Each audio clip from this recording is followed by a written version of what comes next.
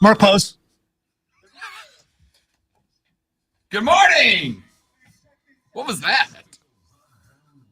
Oops. That's it. I'm fired. I'm out of here. Alonzo. It's a good run.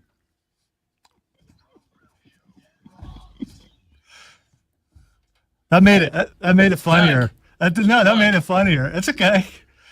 So now we're even with that kind of stuff. So, welcome to the show, by the way. Rule number one of radio, ladies and gentlemen. I've told you this a million times. Don't ever say anything inside of a studio with microphones that you don't want the entire world to hear. I was saying that sarcastically to Lonzo. No one is fired. No one's losing their job. Something random just happened. Lonzo made a joke about how he was getting fired, and I was sarcastically replying. Okay? Everybody calm down! We're fine! It's been a wonderful 22 and a half, people. But he let another show say good morning when our intro was supposed to run. That's how it ends, folks. Welcome in. Happy Monday, ladies and gentlemen. The Rob Brown Show is right here on your radio. This is the Fan Upstate. I am Rob Brown, the great one. Lonzo is at the helm for at least one segment. Not today. We'll see if it makes it not a to great two. one today. The mediocre one, Lonzo. He's all right. Hey, I have to ask you a very dumb question to start off our very dumb Monday show. Well, I'm just a dumb guy to answer that. Perfect. Lonzo, what's the difference in advertising? Where does it stop being a jingle and start being a song? Right? I was having the conversation with Chris Evans, Captain America, down the hall. And if you've ever been around the two of us, which none of you have, but Lonzo has. It's really loud. It's very loud. Wasn't very loud today, though. I don't know. You guys both. It's Monday morning. It was kind of mellow. Yeah, it's Monday morning. It's not just very loud. It's also quite pedantic at times, right? The two of us love to get into the conversation about the foundations of and use of language. And while I was watching, when he came in, I was rewatching the Panthers versus Commanders preseason game from this weekend. And Chris walked in and he was standing behind me, and I've got the game on. And he says something about, the Commanders being a silly name for a football team. And he's right. He's absolutely correct. Completely agreed. But I said, oh, you mean the Commanders, bum. And he looks at me, and I'm like, oh, you don't listen to the show enough. Because Chris listens to the show when he's in the office, but not every day, every hour. So he may not know why we do that. And I told him the story about the day after the Commanders announced that they were the Commanders and started selling the gear.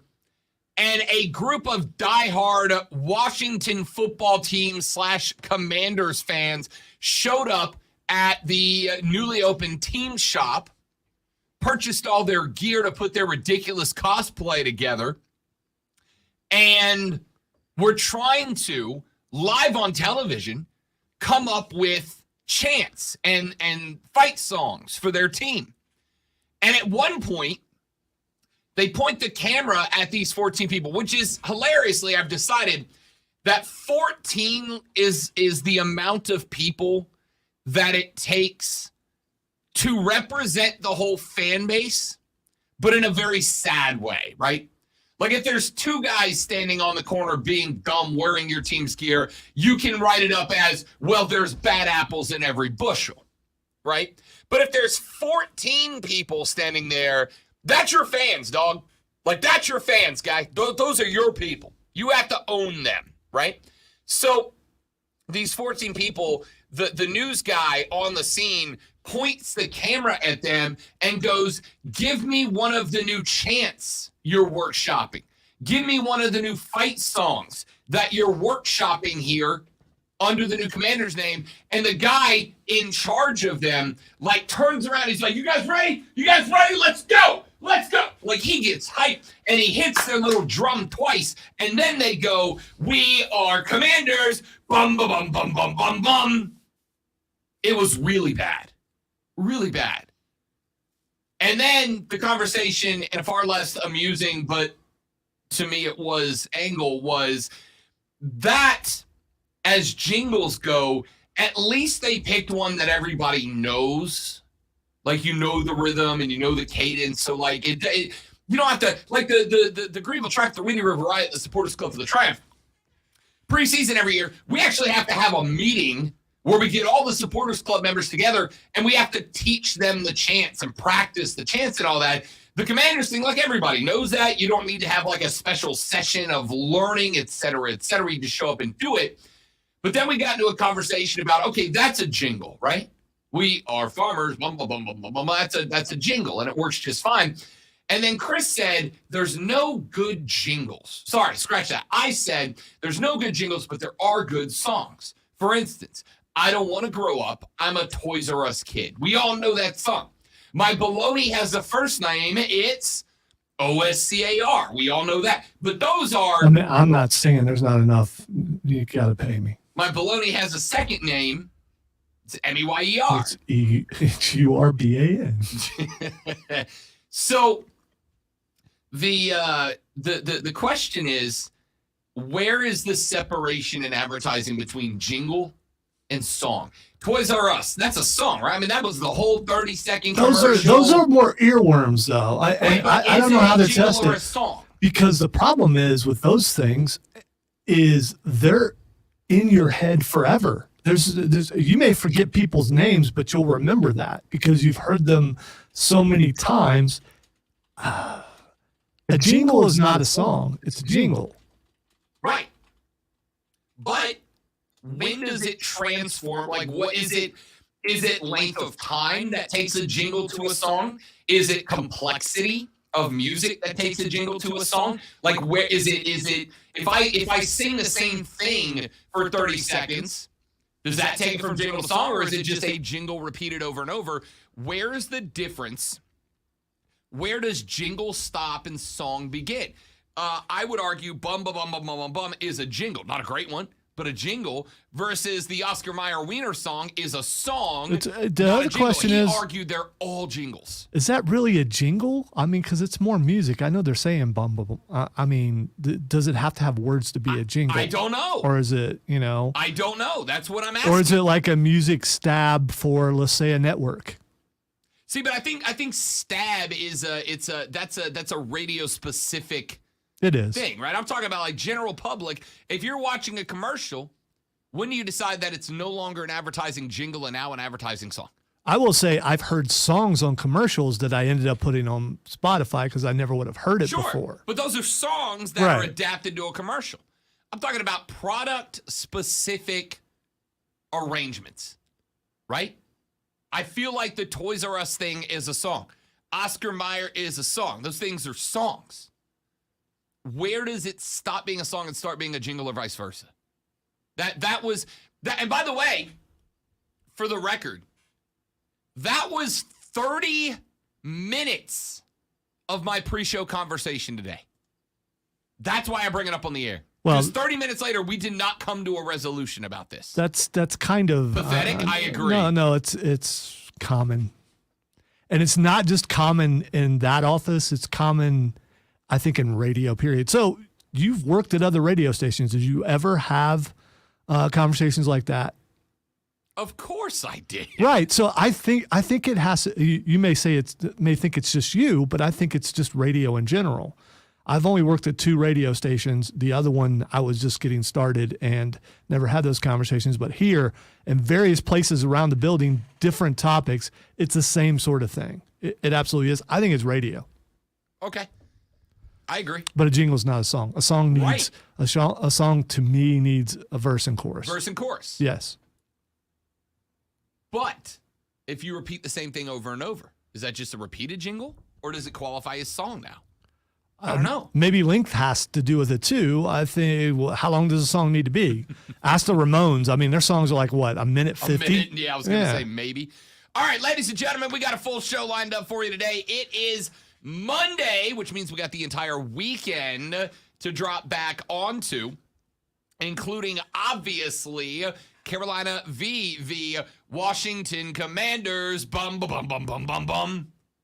And look, Baker looked okay, right? Not exceptional. Wait. But okay. Wait, you looked at that and thought, okay. He came out, he commanded the offense. Yes, he had a fumbled snap, but other than Which, that, by the way, Elflein was not good in that game. The starting center in that game was not great. I think all things considered, I thought the offensive line did a pretty good job, though. I mean, compared to years past, I think to me, he stood out. I think that Baker's the guy. I mean, you can go and you can say, well, Darnold got a touchdown. Yeah, but he had to hand it to him. It was on what, like the 8-yard line or something like the that? touchdown pass was a good touchdown pass. Was it though? Yes. Because if you look at it closer, the receiver really had to stretch out to get it, and he didn't need to.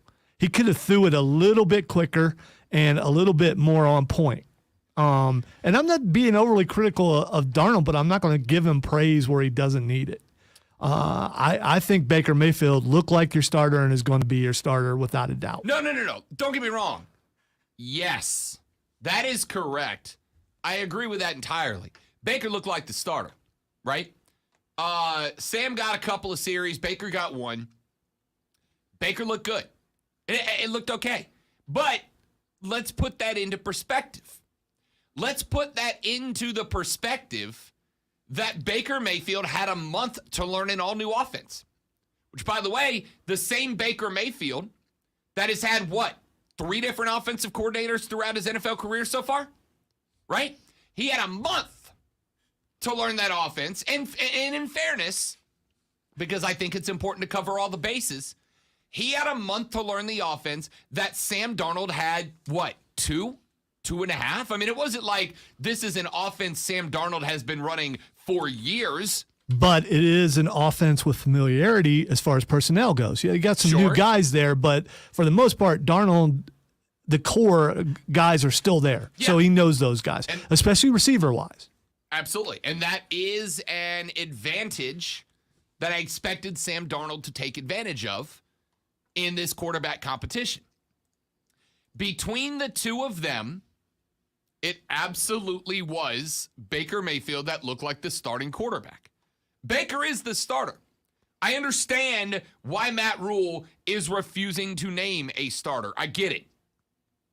But at its core, Baker is your starter. There's no question about that. And he looked okay. But he looked okay in an offense he's had a month to learn, working with guys. And by the way, the guys he's working with, DJ Moore wasn't out there, right? DJ wasn't out there. Christian wasn't out there. He was working in an offense he's had a month to learn and working with an offense he's had a month to learn alongside effectively the backups. Not the full, I mean, Zylstra was out there, yes. But your tight end group has been injury plagued. We don't know what that's going to look like. McCaffrey was not available, so you had Chuba Hubbard out there taking the primary snaps at running back, which he'll get a lot of them, but he ain't the guy. DJ wasn't the one, which meant that everybody else was playing wide receiver spots that they may not necessarily have been playing in camp or will be playing in week 1, right? Here's what I'm saying. Baker looked okay, and that's really good, right? Baker did not look really good, but the fact that Baker looked okay is really good. Because with everything stacked up against him, a personally tumultuous offseason leading to a trade away from the franchise he's been on since he was drafted, a new offensive coordinator, who, by the way, is new to both him and the team, playing under a head coach that is under fire in Matt Rule, right? Like Matt Rule acknowledged last week that the fire Rule chants were heard, right? Well, during the one interview, it's just like one dude, and he was really loud. Yeah. There's no way you can. It wasn't like people were joining in. It's just like one guy. Baker, fire Matt. It was probably the same guy. He was like probably the same guy. It was like someone who interrupts Parliament or something, or a heckler from our Senate. Yeah. Who just they have their thing. They're gonna do it. Gonna get it on TV until they get kicked out or whatever. Yeah. So The point that I'm making here is that Baker looked okay, and that's really good because a lot of other quarterbacks would have been put in a Baker situation on Saturday, and it was one drive. It was one drive. I don't know why I'm offended by the okay thing. I just don't either. Because I watched a lot of preseason football over the weekend, and he kind of stood out. I mean, was he Patrick Mahomes? No. But he's not going to be. Mahomes got in there, drove straight down the field, scored a touchdown, was out. Some other quarterbacks really struggled, starting quarterbacks. As far as preseason goes, I thought Baker was probably top 5, maybe top 3 as far as everyone who played this weekend, about how good he looked the one drive he was in. So I don't know why you take offense to that. Let's do this. Let's take a break and let's come back and examine. Let's put Lonzo, let's lay him down on the therapist chair and find out why it is that he has taken great offense to my saying that Baker Mayfield was okay this weekend. Not good, not bad, not exceptional, not awful. He was okay. And that's a good thing. Yes, I am also just okay. I agree. You don't have to point at me. I get it. No, I was pointing out the reason why I'm offended. If people are watching, they'll get it. But you'll have to find out after the break. Hey, let's take that break and then find out, shall we? The great one's on the board. My name's Rob Brown. You're listening to The Rob Brown Show right here on the Fan Upstate. QC. All right, Stream, be right back. Don't go anywhere.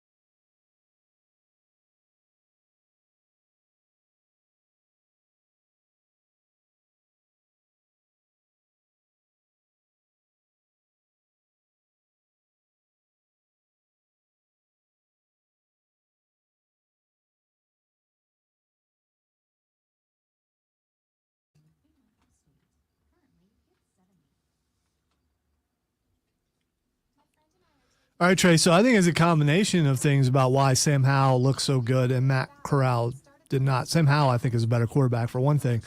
But Corral, he looked like he was pushing it. He looked nervous. He really did look nervous.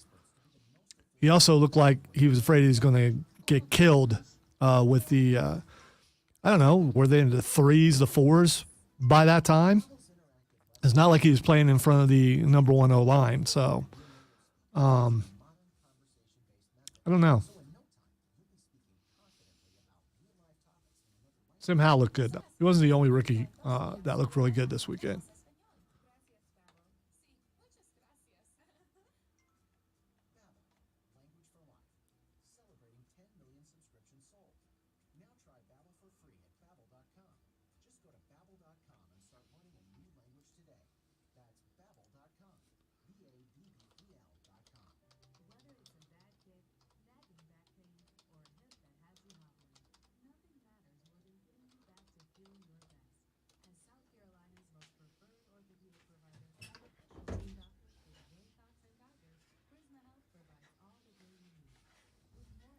Why did Sam Howell look so good and Matt Corral did not?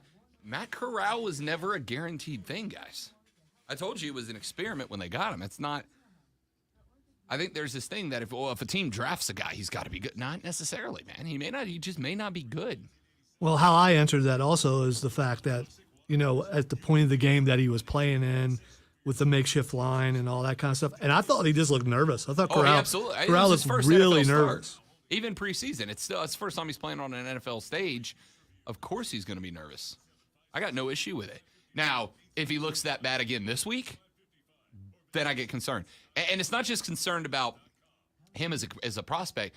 It's concerned about, is he worth keeping on the roster as your third quarterback now, right? Especially when you see what P.J. Walker did. Right, because PJ looked all right. But he also has a lot of experience. A lot of experience, exactly right.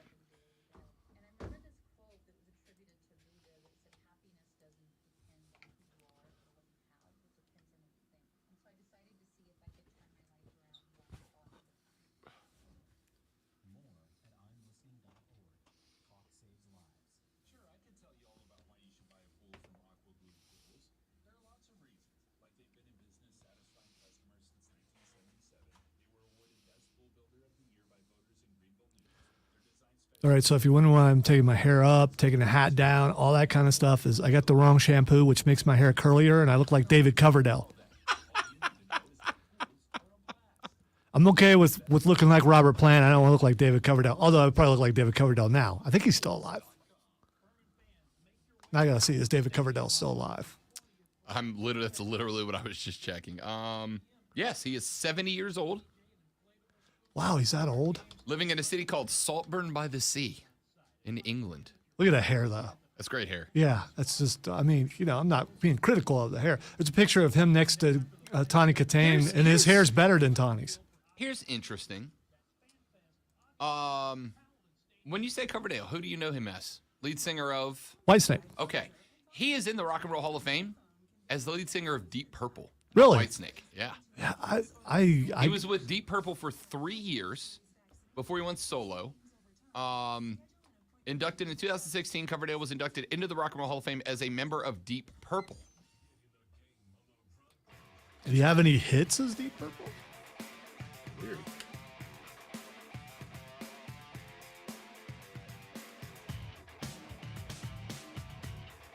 So the Panthers played a little preseason game on Saturday. You may have heard about it. I labeled Mayfield's performance as okay. It could have been dramatically worse. I think it also could have been better.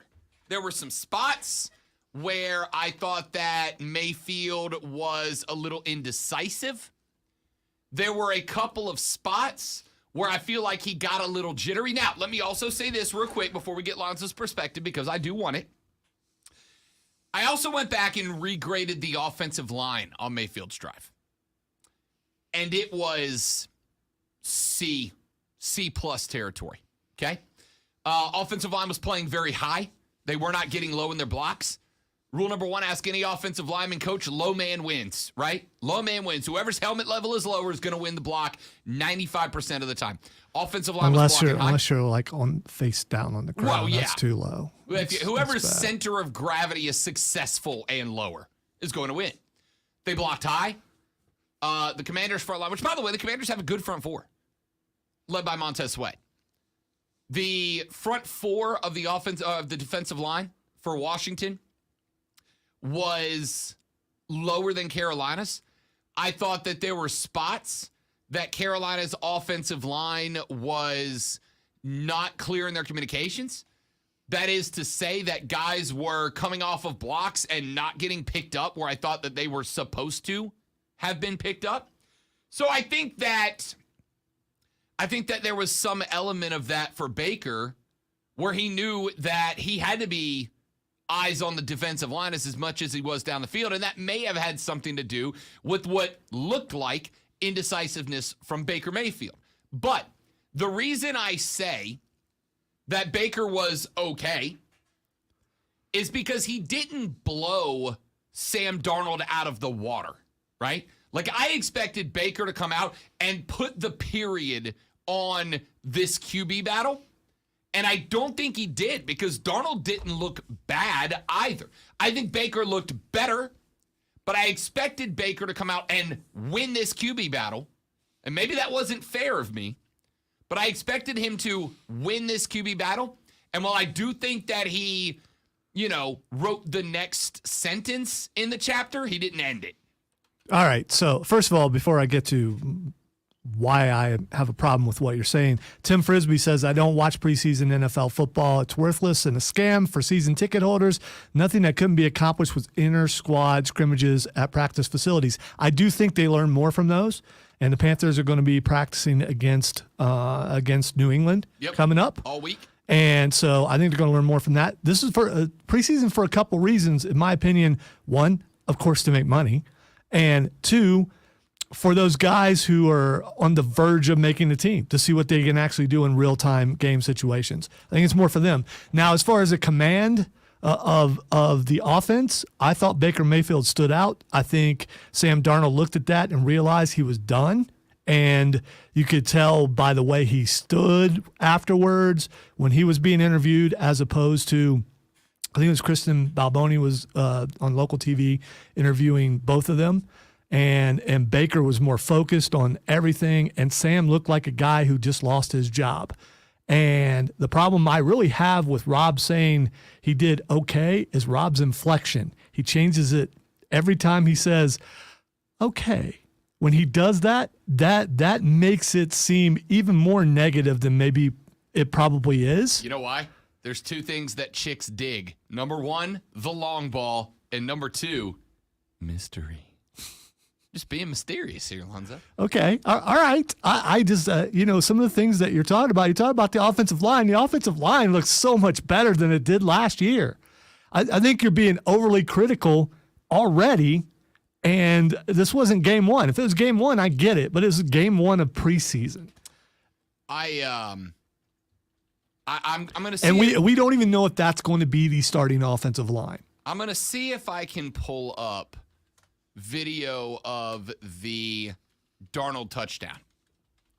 Because Sam Darnold's touchdown in and of itself, threw it way too out in front, didn't need to. I agree with you, but there is a reason why. And in fact, because I am good at my job, I'm about to show you why on the stream, ladies and gentlemen. Go to Facebook.com/TheFanUpstate, Facebook.com/TheFanUpstate, or you can go to YouTube and search and subscribe to The Rob Brown Show. I'm going to show you why, and I'm going to show you why I'm being hard on the offensive line in this. All right, now again, remember, Washington has two things going for it. Number one, they've got a decent front four. All right, it's not elite, but it's very good.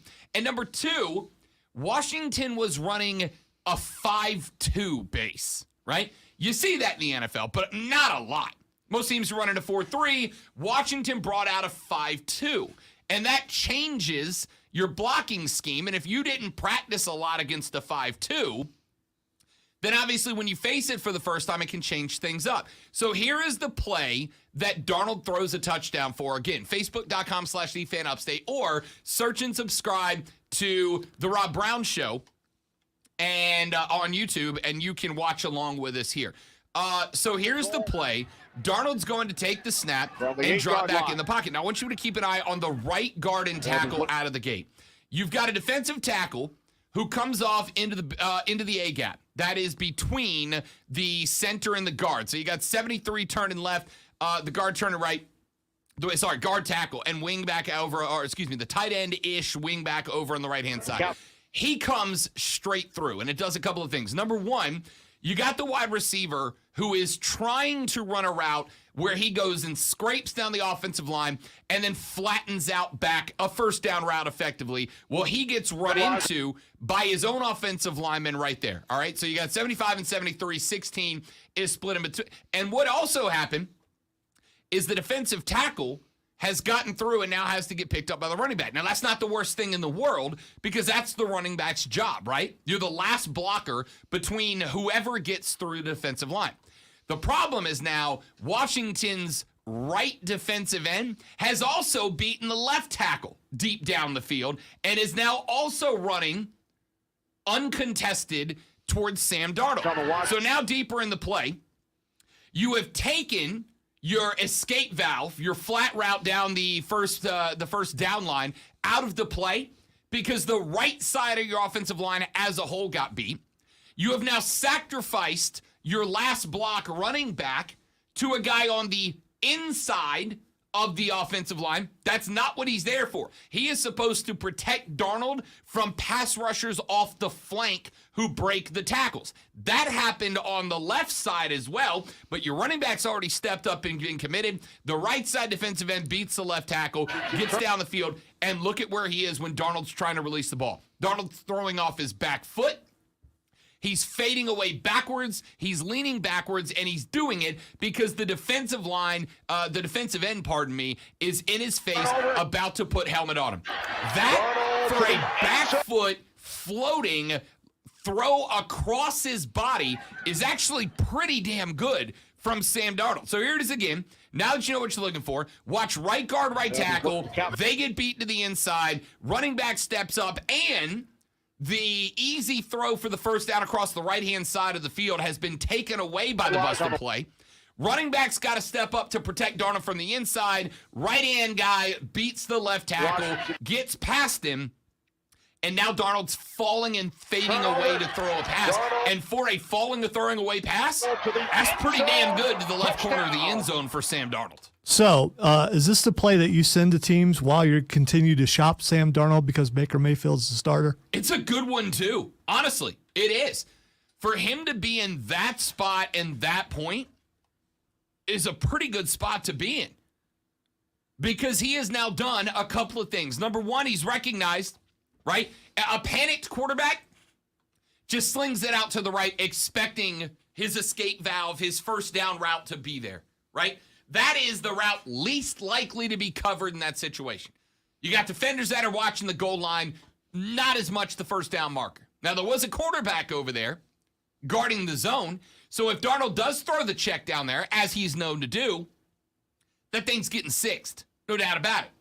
So he stays eyes up, recognizes that he's lost his running back protecting his left flank from the right end, who's had to commit to stopping the defensive tackle from getting to him quicker, recognizes the left tackle's beat, and while watching all of that, also sees that his wide receiver has beaten the safety to the left corner. So as he's fading away, throwing across the body off the back foot, he drops it, maybe not directly in the breadbasket, but he makes a catchable pass. That's all I can ask for right there.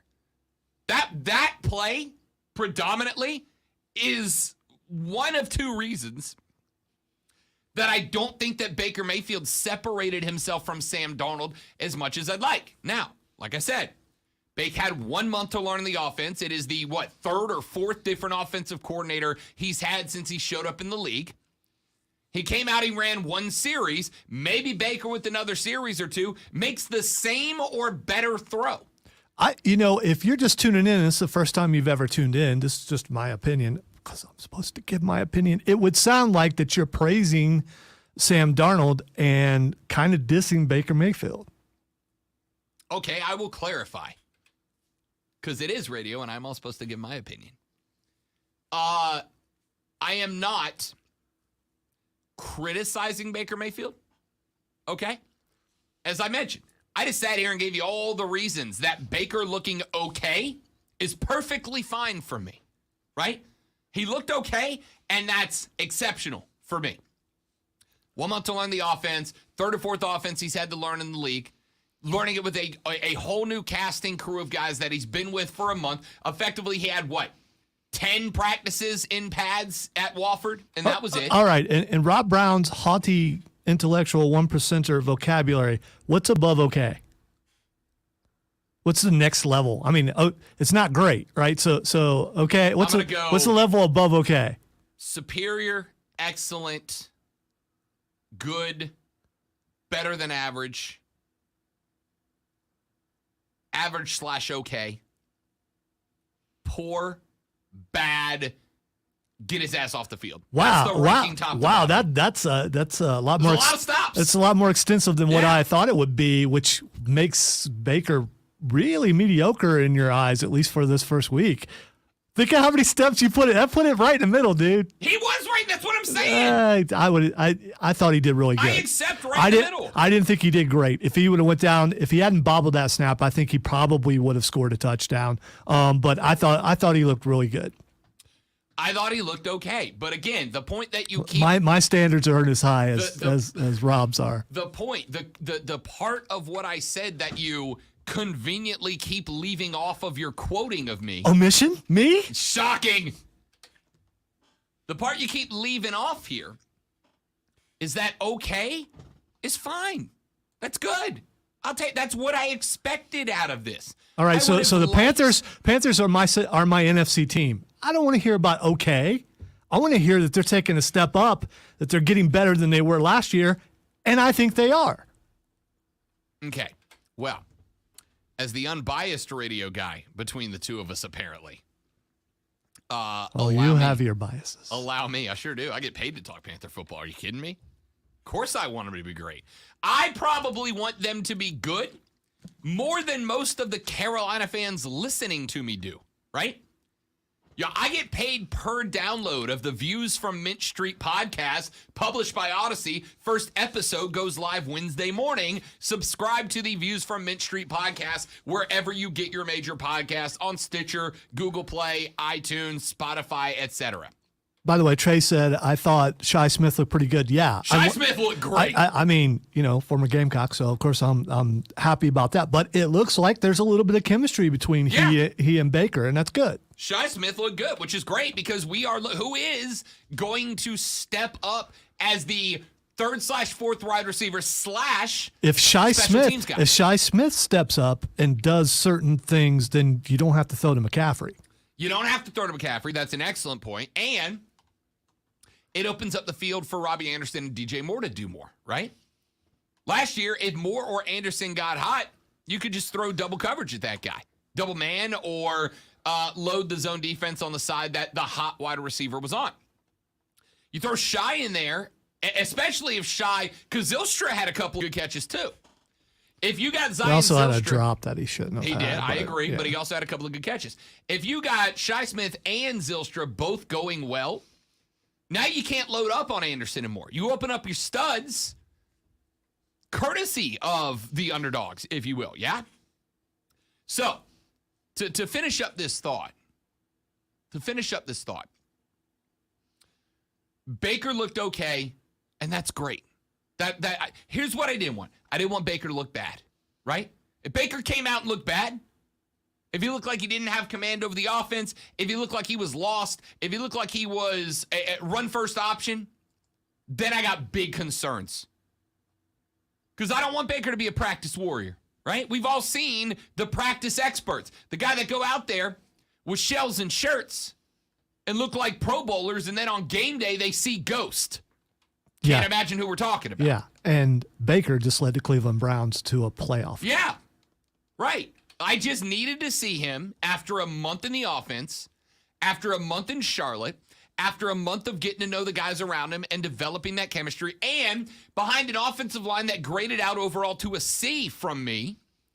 I just needed to see him show that he's got a grasp over the core fundamentals of the offense. And he did.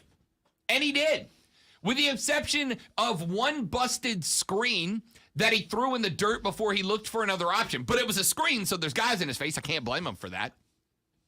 Besides probably one moment, he looked like he knew the offense, which is all I need. Now, week 2, you're going to get a little more time. You're going to get more than one series. You're going to be out there probably a quarter or close to it. Now I need to see Baker take, I know the offense, and morph it into, and now I can command the offense. Not just know it, not just make the right decision, but I can make the right decision correctly, quickly. I can execute it with the guys around me, and we can move this thing up and down the field.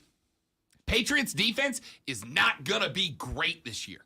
It is not the same Patriots defense you've seen in years past. And because of that, I need Baker to show me this week that he can do for the Panthers what he did for the Browns.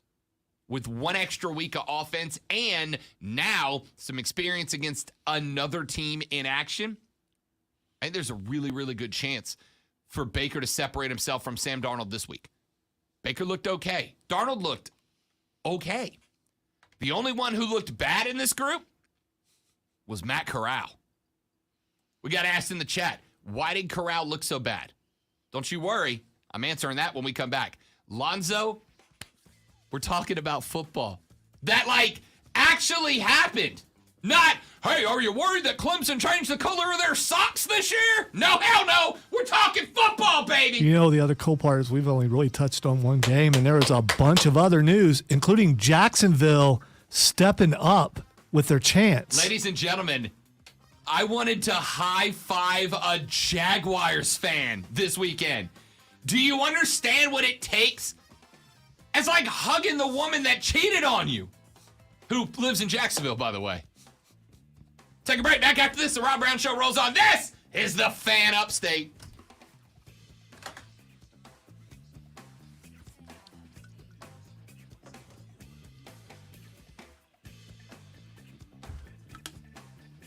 Oh, no challenge today. Trash can's out in the open.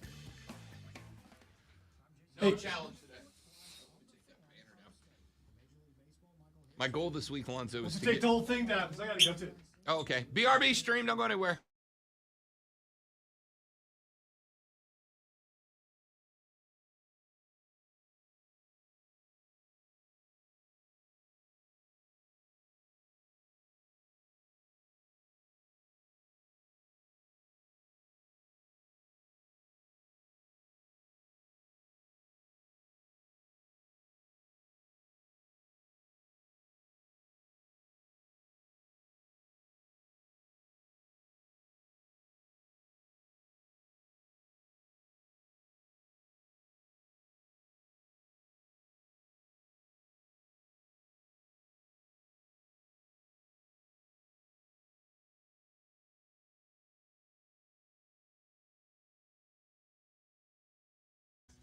All right, what's up, everybody? Welcome in.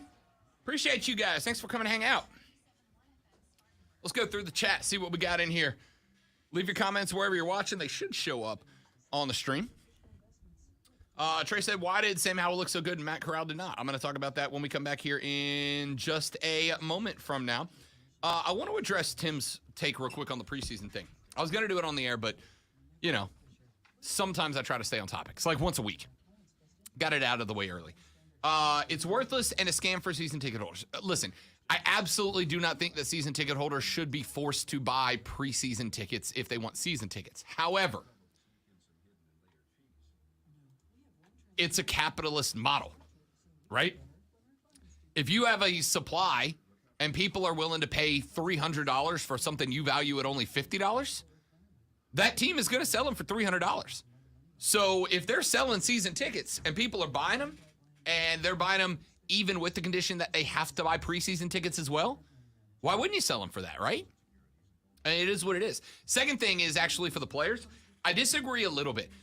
Tim, you better than anybody else in this chat know that there is a massive difference between an inter-squad scrimmage on a training facility field versus being in the stadium with the music and the lights and the chants and the songs and the fans and the full game experience, right? Like, it's one, you can go out and practice all you want. You can go to the gym and shoot 1 billion free throws, but can you knock down the free throw when there's 27,000 people screaming at you? That's the difference. So I think preseason is good for the players. I agree that it's overpriced, but at the same time, they need that experience of this is a game atmosphere, right? Practice is practice. The game is the game. We talk about practice. Trey said, went to the Triumph game Saturday, had a great time. Everyone where I was sitting at was really cool. I'm sorry to say, Trey, I actually missed Saturday night's game because about 2 hours before it started, I picked up a free set of tickets to go see Alan Jackson perform at the Well. And as a 90s country kid, who owned pretty much every Alan Jackson record as it was released. Alan is not doing great, and you could see that on stage. I'm going to tell you this, though, Zoe. You want to talk about respect? I've seen a lot of older artists that you can, like Bon Jovi. Bon Jovi's older, and he performs like he's older. Alan Jackson sounded like his damn CDs. It was impressive. Like, to the point that a half song in, I'm like, this dude's lip syncing till he started laughing while he was performing a song. And it's like, oh, damn, he really still sounds as good. Looks terrible, but sounded great. So I had to go see Alan Jackson because I doubt I'm going to get a chance to see him again. Well, his delivery and everything isn't a thing where you really have to push. So you would see. It's not, but it's so damn consistent and thick. I mean, he's so good with the tone of his voice. I loved it. All right. I saw Joey Sly missing a kick and was thankful it didn't hurt. Yeah, the it Panthers. was. Hey, Zane Gonzalez looked all right, man. He was consistent. He did. I'm going for consistent. Any thoughts on Atlanta Dallas? Yes, I will break that game down later on. Let's see. Rob, stop mansplaining. Can you mansplain to another man? You can if you do. Can you're kind of talking down. Yeah. He was not doing that. This is what we're supposed to do. We just argued. Yeah, it wasn't even an argument. It was a debate.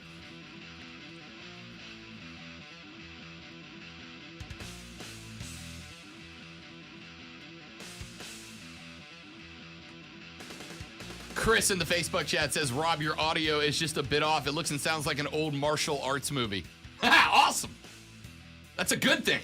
That's a positive to me. No, here's what it is. He is talking so fast right now because of Red Bull that it just can't keep up. And then he went and got another. It's a monster. My bad. I knew it was. He's down in these things, and he is talking, especially on the stream. He's talking very fast. Ultra Fiesta Mango. Wow. Oh, it's what makes it ultra? It has replaced the Ultra Zero white can. I am now on the, what is that, turquoise Ultra Fiesta Mango can. That's where it's Periwinkle. Good enough for me. I don't know if that's accurate or not. Good enough for me. All right. So a couple of thoughts that have come in. James says, for only a couple of weeks away of prep, Baker looked fine. That's all I wanted. I wanted fine. Fine is okay. It's preseason game number 1. He played one drive. I wanted fine. Show me you understand the core concept of the offense, and Baker Mayfield did that. That's all I'm going for, and he nailed it. That's all I wanted, and he gave it to me. I'm good with that. Now, where everybody freaked out with a capital freak was Matt Corral. 1 of 9 for 11 yards and in a full-on panic, ladies and gentlemen. Now, let's break that down. Number 1, I just told you that and I'm going to air quote this so hard I strain a finger, starting offensive line for the Panthers, which is not starting yet. They're still figuring it out. In fact, I think there's a good chance, and I'm going to ask Rashad Beard about this on Thursday morning when we talk to him, and I'm going to break this down in episode 1 of my Odyssey nationally published podcast, Views from Mint Street. Episode 1 drops on Wednesday morning. Subscribe to that wherever major podcasts are found. I'm going to talk about this. But I'm kind of to the point where I think the right side for the left side of the offensive line, the correct pick give me Icky at left tackle and Brady Christensen at left guard, because the left side of that line got beat a lot. Yeah, but you've got to get Icky out there and get some more playing time. 100%. He looked pretty good, sluggish, but not that great. I agree. He looked like a Rob Brown okay, or maybe what was below the okay. I forget. That's a lot of the scale. Okay, worse than average. Okay, worse than average. He looked like a kid out there for his very first time. Average. You looked average. You looked okay. You looked average. Icky at left tackle, but he needs reps to sharpen up. And Brady Christensen at left guard. That's my left side pick if I got to set the depth chart. That being said, Matt Corral was playing behind the 3rd and 4th string offensive line. Guys that can't beat out the 2nd string, that can't beat out a 1st string that didn't look great. Looked very average as well. He was going to be in a panic. Second thing is, as Lonzo correctly pointed out, anybody, with rare exception, is going to have some nerves the first time they step onto an NFL field. Of course they are. And that was the first time that he stepped onto an NFL field. That was it. First time he stepped onto an NFL field. He's going to have some nerve. He's going to have some nerve. You'd like to see him contain the nerve, but it was nerve behind a bad offensive line. Nerves, and he's getting run down. That's not great. That's not great. So I'm not pushing the full-on panic button about Matt Corral, but there is a question about Matt Corral. And the question is, you've got a decision to make. You're not carrying 4 QBs, right? But you paid Matt Corral third-round draft pick money.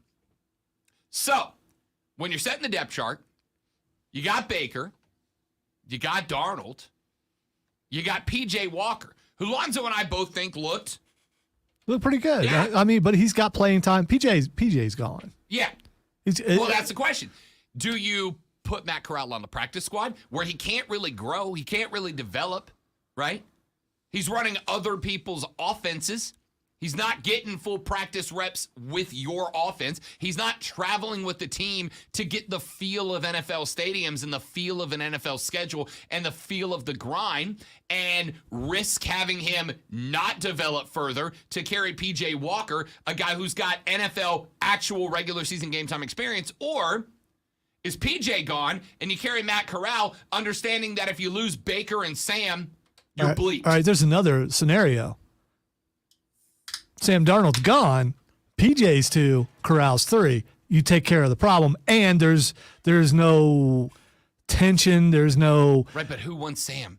Like the after that pass that you just broke down for an extensive amount of time on the program, everybody should want him. I mean, listen, I can't put up what I thought was a good response play from Sam Darnold against every other play for Sam Darnold. All right. Denver. He should go to Denver. Who else really needs a quarterback? I don't know, but keep in mind, Jimmy Garoppolo's still out there. And the less time that the more time that goes by without Jimmy Garoppolo being traded, the more likely the 49ers just release him, which they can do.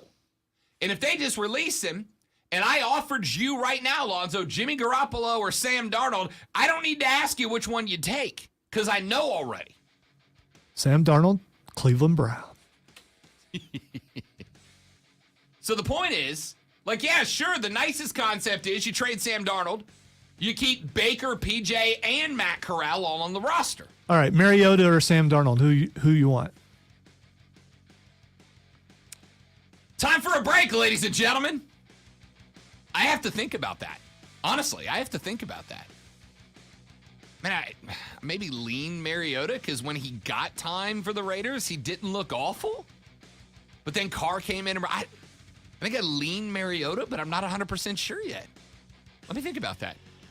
That's 1 hour done already, and we've broken down a game. We got plenty more coming up around the corner, folks. It's Monday. Lot to get into, lot to talk about on the Rob Brown Show. This is the Fan Upstate. Yo soy fiesta mango.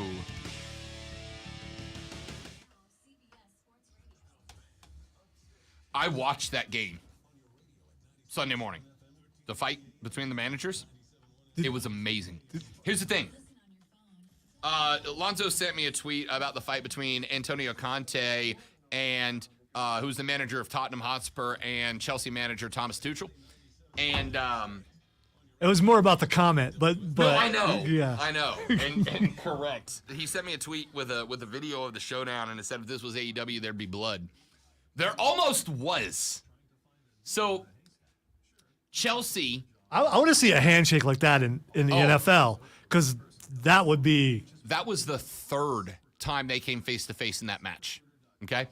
So it's 1-0 Chelsea early in the match. Tottenham comes back down the field. Chelsea's got the ball. The front right winger gets clobbered, and there's no foul called. Gets his ankles kicked out from underneath him. No foul called. Should have been a foul. John Harkes, the coach of the Triumph, I was watching the game with him Sunday morning because I roll in top tier circles. I am a top guy. Name dropper. I'm a top guy. And Harkes, he looks at me and he's like, Rob, I don't know how that's not called. He's like, I'd have lost my mind. Well, Tottenham doesn't get the call against them, take the ball down on the counterattack, and score. Nice goal, but it's 1-1. Well, Thomas Tuchel, the manager for Chelsea, runs over and gets into the face of the fourth referee, the guy that stands on the sideline. He's the one that holds up the big sign with the numbers on it. Gets in his face. Well, while this is happening, Antonio Conte, who is the manager for Tottenham who just scored, had also run over in that direction to celebrate. Well, Conte thought that Tommy Tuchel, not to be confused with Tommy Two-Tone, was getting in his face. So he got into Tommy T's face and started going after him. Well, then Tommy T, who was also heated because the no call led directly to a goal, gets into his face, and they shove each other and have to be separated by both teams. Well, about 15 minutes later, Chelsea scores, and they go back up 2-1 on another beautiful goal. Tommy, who at this point is heated, to celebrate that goal, Lonzo, runs directly in front of and past the Tottenham bench. I mean, intentionally ran right in front of Conte's face, throwing up the fist of celebration, yeah?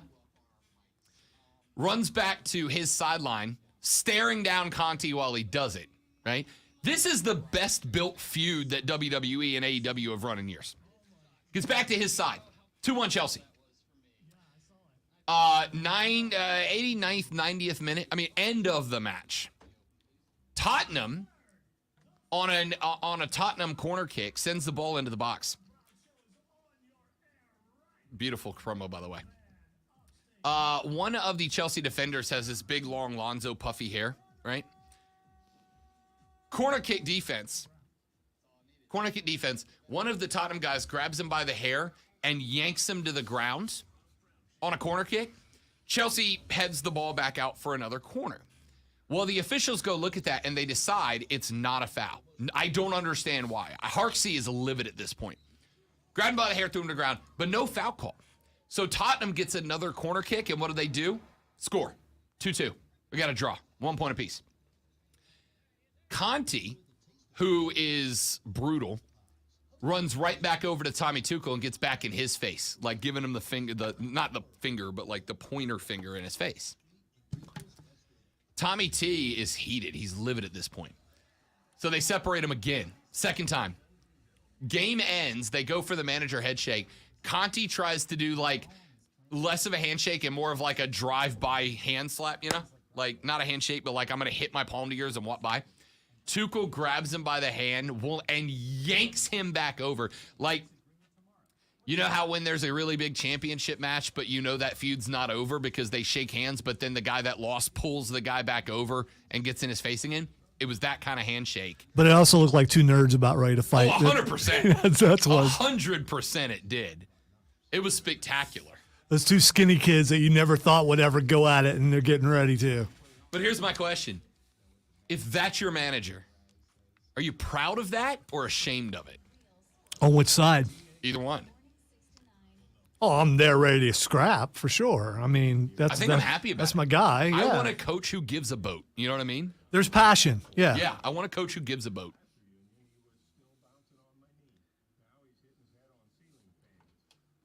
By the way, if you're watching on the stream and you are enjoying the show, if you like the show, do us a favor and share it around, man. Share it around for us. Share it to your Facebook friends, your Twitter friends. Put it on Reddit, wherever you are. Have you seen this video? This guy goes to propose to his girlfriend after he finished a bike race, and as he goes down to a knee, his hamstring cramps up, and he goes face down on the ground because his hammy cramped up. His boys had to hold him up to get through the proposal. Yeah, I just saw the end of them pulling him up. He got a cramp as he's I guess it was at the end of an Ironman race. Watch him. Face down. And we've all been there, not for that reason. Cramp ever, dude. Yeah. I had cramp. I had my legs locked up, and I had to drag myself into the bathroom. I've had that cramp that your leg doesn't work anymore. I mean, both my legs locked Talk up. about timing. Yeah, it was rough. Skrilla, what's up, fella?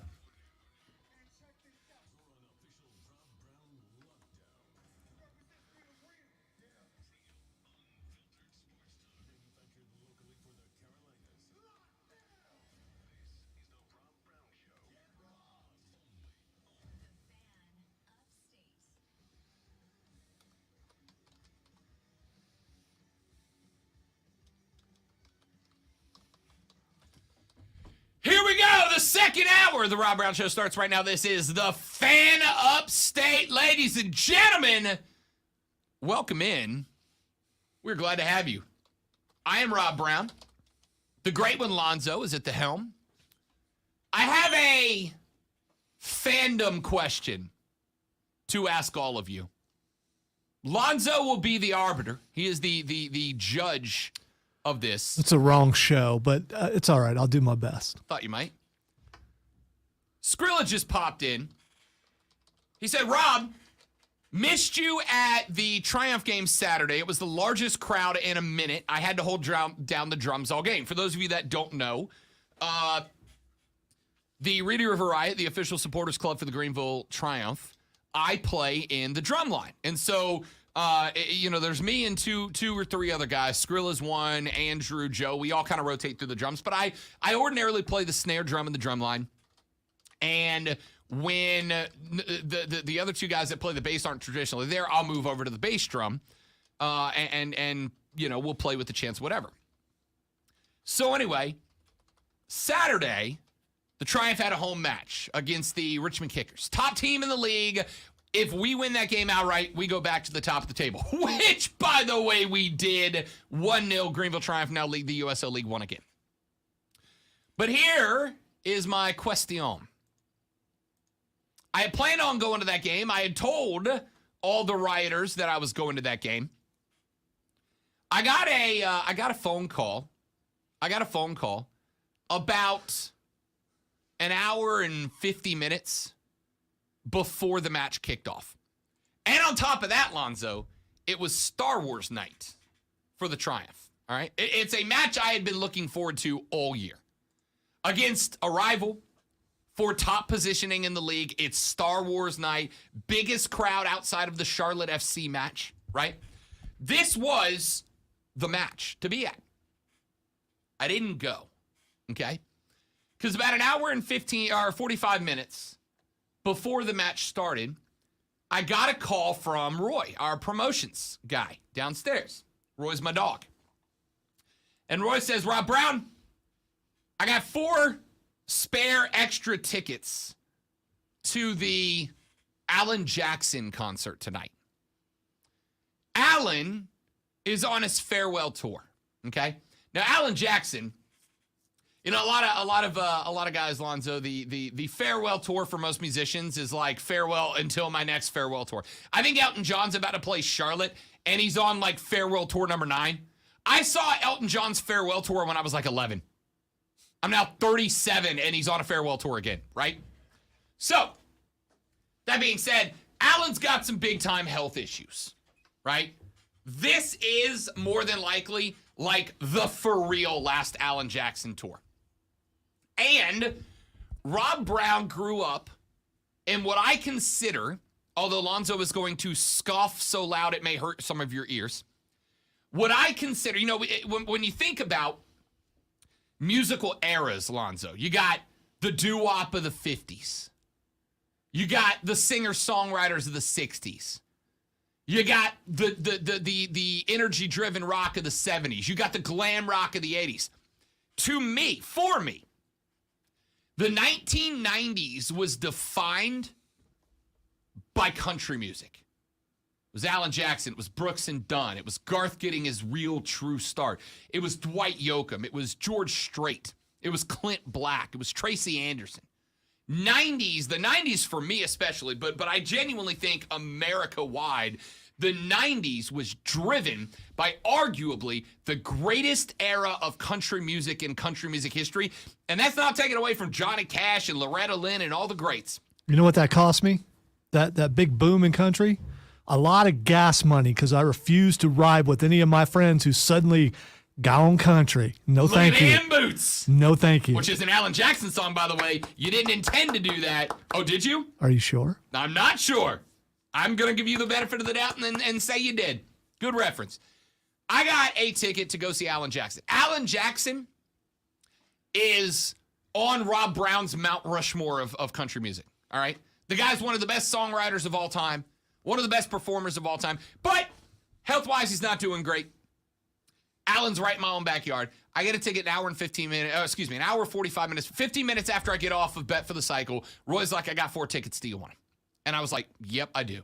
Because as much as I want to be at that Triumph game, and you guys know I don't miss Triumph games for anything, right? I don't. As much as I wanted to be there for Star Wars Night against the rival for top of the table, Alan Jackson was like the guy to Rob Brown. I've probably sung Way Down Yonder on the Chattahoochee. It gets hotter than a hoochie coochie. More times than any other song in the game. And when I got the chance to go, I was like, I'm sorry to the Triumph. I love those guys. I'm sorry to Chris and Doug and Joe and John and all the guys over there. Sorry to Skrilla and all the guys in the Riot. But I got to go see Alan Jackson. Here's my question as I sit here, Lonzo, in last year's all black and electric green alternate Greenville Triumph jersey. Is that a reason to be called a forsaken fan? Did I miss the boat? Am I a bad fan? I try to do as much as I can for for the Rabbits. I'm wearing a Swamp Rabbits hat right now. For the Rabbits, for the Drive, for the Triumph, for Wofford, for Furman. I try to do as much as I can for By the all way, the local teams. the Triumph It's a jersey, good look, right? it looks really That's a good good. jersey. It does. The All Black's a good look.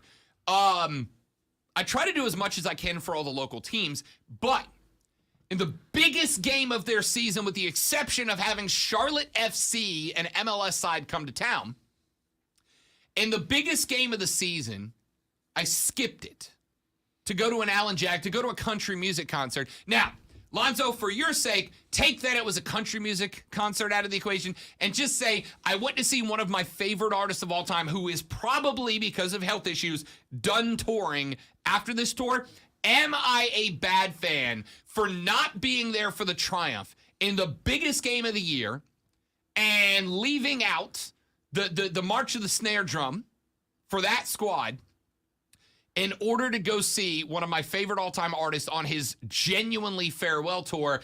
Is that a reason to ding my fanhood? I accept your decision either way. No, I mean, listen, no matter what it is, no matter what genre, or even if it's like someone on their last theater performance and you know that they're not doing well, you got to go see that. And the thing about the Triumph, they're just getting started. They're just getting, how many years they've been around? 3, 4? Is this 4th year? This is the 4th year. Yeah, so they're just getting started, and you would regret not going to see Alan Jackson if you didn't go. So that's 100% correct. I absolutely would. I would. I will also tell you, though, I hate that it was on the same night because I regret missing this match. This is a big match. This is a playoff implication match. This is a home field throughout the playoffs match. This is a home field in the championship match if we make it again there, caliber match, and I missed it. So I was going to regret missing whatever event I missed, Alan Jackson to the Triumph. But my question is, if this was Greenville taking on the bottom of the league, the bottom of the table team, right? The bottom of the league team. If this was Greenville v.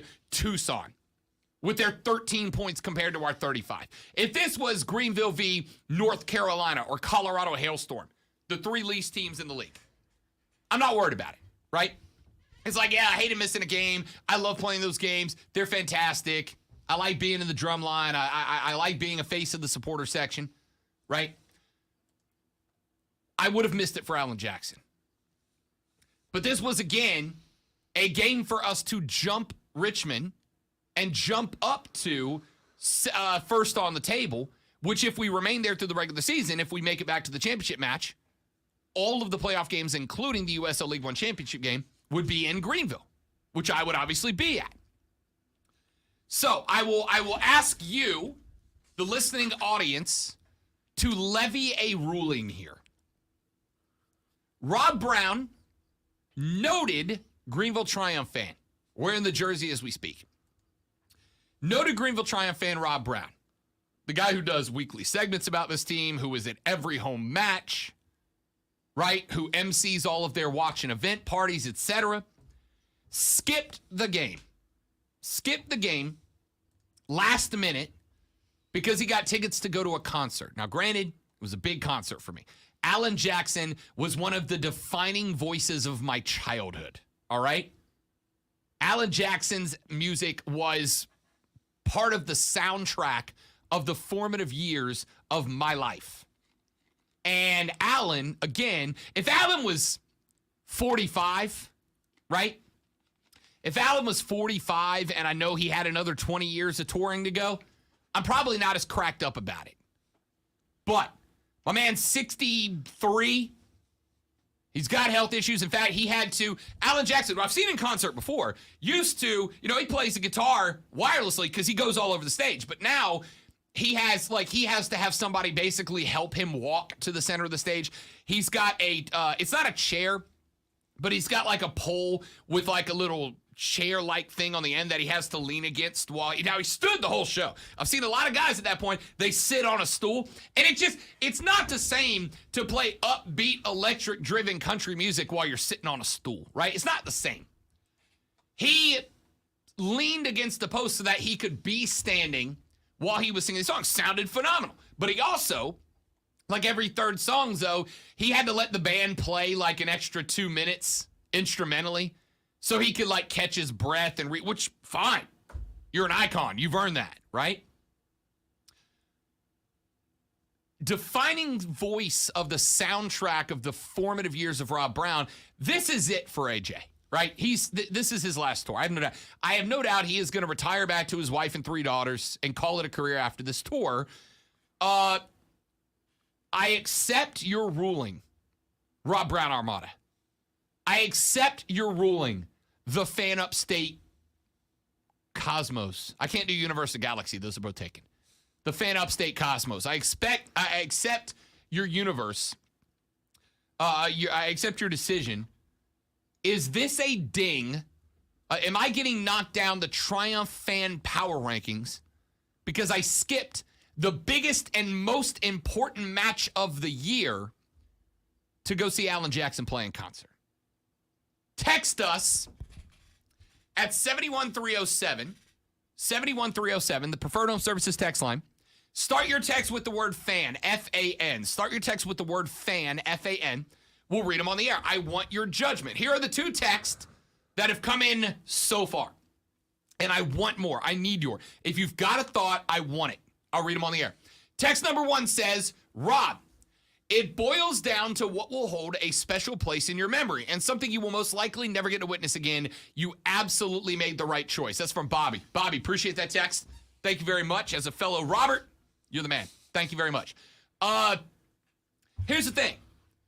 The Greenville Triumph do hold and I will say this lovingly, a very distinguished spot in my heart of the Greenville teams. And the reason why is when I got here to Greenville 2.5 years ago, when I got here to Greenville 2.5 years ago, the Greenville Triumph were the first team that reached out to me, right? Chris and Joe and Doug and all these guys, Harksey, they all reached out to me. They're like, hey, man, welcome to the Upstate. Like, we want you to be a part of what we're building here. They were a relatively new team. They had only played 1 season already. I talked about them a lot when I got here because I was impressed when I came up for my audition. I saw Triumph stuff everywhere. And I'm like, I don't even know what the Triumph are. What the hell are these guys? I knew who they were before I moved here. And when I got here, they reached out to me. Hey, man, we want you to be a part of this. We'd love to have you out for a match. When the COVID lockdown happened and the Triumph, like everybody else, were playing matches behind closed doors, they were like, hey, we're going to give you a press pass. We want you to be able to come out, watch these matches, and get them on the air. I mean, they took care of me then. They still do now. So the Triumph do have a special place to me because they were the first team that, like, and the Swamp Rabbits have done the same, the Drive have done the same now, but they were the first team that reached out to me. Like, we want you to be a part of what we're building here. And I'm honored and remain honored about that. So the Triumph do mean a lot to me. I own more Greenville Triumph shirts and jerseys than any other team with the exception of the Saints. All right? It means a lot to me. So that this match was special. It was important. It was big. It was a big match for them, and it wasn't there. So that's my question. Second text that we've gotten on the Preferred Home Services text line, 71307. Start your text with FAN, F-A-M. We're going to read them on the air. Second text we got says, Rob, Very egregious error. You should have your fan card pulled. Alan Jackson could care less about you, but those dependent upon you with the triumph ? Shameful. End quote. I accept that opinion. I really do.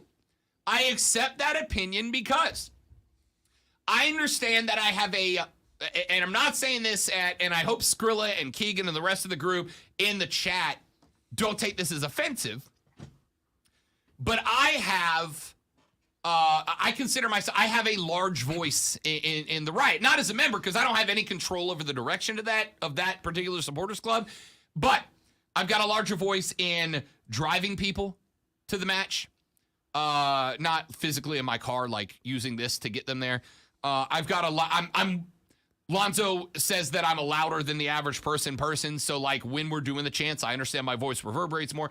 Yeah, don't put that on me like I'm the only one who's ever said that. I play the drum, which obviously sets the cadence for those chants. Like I understand I play a larger role than the average fan at a Triumph game, and I wasn't there for them in the biggest match of the year. I genuinely feel bad about it, but also it was, again, Alan Jackson. Texas says, if you had skipped a Triumph game to see the Rolling Stones on their 15th farewell tour, I'd be more upset. See, the only thing that upsets me there is that, like, I know this is Alan Jackson's last tour, right? But I've also never seen the Rolling Stones. I've seen Alan Jackson 2 other times in my life. I saw him in, like, 1998 in Pensacola, and then I saw him in, like, 2005 in Tallahassee. I'd rather go to an Alan Jackson concert than Rolling Stones. Ugh. Oh, I love the Stones. See, I've never seen the Stones. I've never seen Keith Richards. I've never seen Mick Jagger. So to see those guys might have also taken precedence because except Keith Richards, any one of those guys could die any day now. And I never get to see the Stones. I don't know. They're all 180? All possibly immortal. True. Yeah, there You're was a deal made somewhere. Texter said, fan. Imagine Rob, a 1%er, making a decision that benefits only himself. Why would anyone be shocked? Rob, that's a bad move. Thanks for the text. I mean, you had to make it personal. I was trying to make this like not personal. You tried to make it personal. Oh, they're coming at you now. I know. Trey said, I didn't know Alan Jackson had health issues. Now I've said, yeah, I don't remember exactly what they are, but he needed help walking to the stage and back. Yeah, he does. Lad says, I grew up on 90s country. My wife only kind of knew that. She randomly turned on Alan Jackson one day in the car and was stunned as I sang along. Oh, dude, Alan Jackson played an hour and 35 minutes, Lonzo. Not a song I didn't know. There was one I didn't know, and that's only because it got recently released and I hadn't heard it yet. Knew every other song. James says, every time I drive to Texas and cross the Chattahoochee, that song immediately comes to mind. Is there a more famous river in America than the Chattahoochee because of the Alan Jackson song? No. And the 10,000 commercials that have used it. Yeah, right? Lad says, correct choice there, Rob. What is likely your last chance to see Alan Jackson, you gotta go. Yeah, that's it. Skrilla, who had to pick up my slack on the drum, said, I ain't mad, you do you. I believe it's your prerogative. Not a knock here. Just would have been nice to have you there as my wingman, but all good, brosif. Yeah, I get it. Trust me, I genuinely feel bad about it. But also it was Alan Jackson. Who carries whose slack? I mean, you said he carries your slack. Maybe, on the drums for that one game. Yeah, maybe. Maybe I'm carrying his. Yeah, maybe. Possibly. Trey said, as far as I'm concerned, the Triumph game Saturday night was not only the most important game in Greenville, but the entire galaxy because it was Star Wars night. Yeah, that's the other part. Not only did I miss a Triumph game against the number, at the time, one team in the league for the top of the table and the biggest crowd to keep them entertained with the drum, but I also missed Star Wars night. Like, bummer, dude. All right. I want your rulings. I want your decisions. Text them to the Preferred Home Services text line at 71307, 71307. Start your text with FAN, F-A-N, FAN, F-A-N. Let's take a break. We're back after this on The Rob Brown Show. This is the Fan Upstate. Grab Extreme. Don't go anywhere.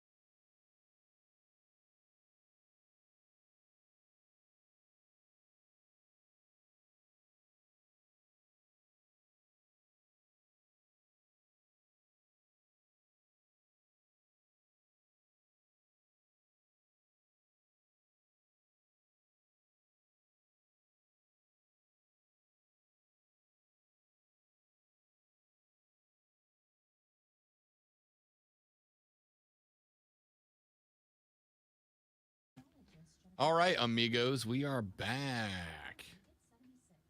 James says Keith Richards is a ghoul that'll live forever. You'd be fine skipping that. I would, but it's a Rolling Stones. One of them is a Lich King. I think it might Keith be. Richards. I think it might be Mick though. I think he's keeping the other guys alive. Mick is a bard who made a deal with a Lich King.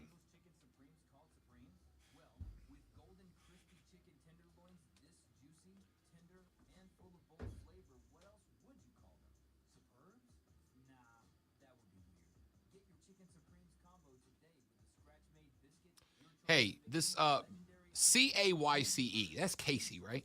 You would assume that's Casey? Case. I've heard of Case before. The high school that Burns plays against this week is Brooklyn Case or Casey High School. I think it's Casey. Can you throw this in queue real quick so I can watch one of their highlights and see if they sing? Echo. That's fine. I just need to see if one of the guys on it says the name. Let me see if I remember how to do that. Oh yeah.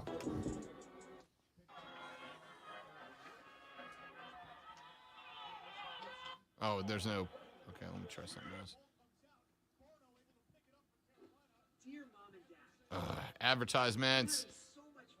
Autoplay advertisements are the worst.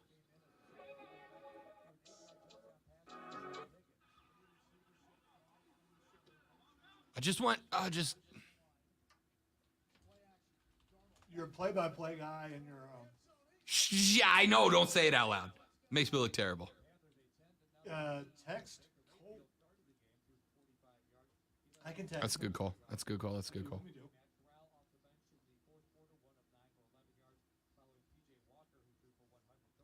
I don't think that might be. You know what? I'm gonna text. All right, you can carry out Q. I'm gonna text Kevin.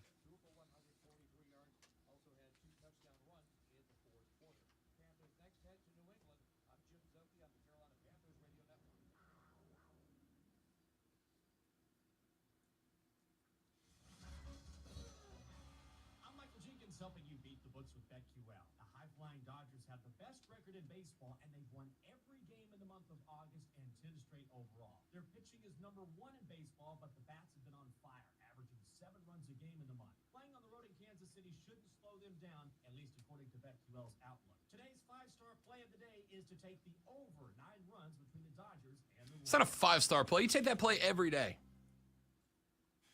If y'all want to make some money, bet the LA Dodgers, the run line, and the over every game for the rest of the year.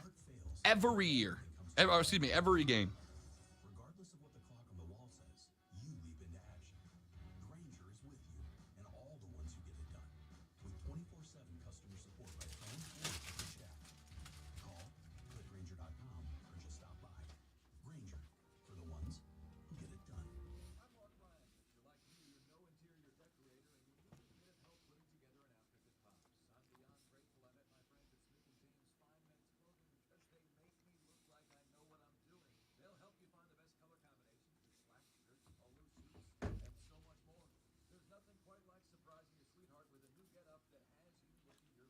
By the way, it's the boss texting me if you want to know, because I'm not answering if it's I just responded to him if it was about that. No, it's about something else.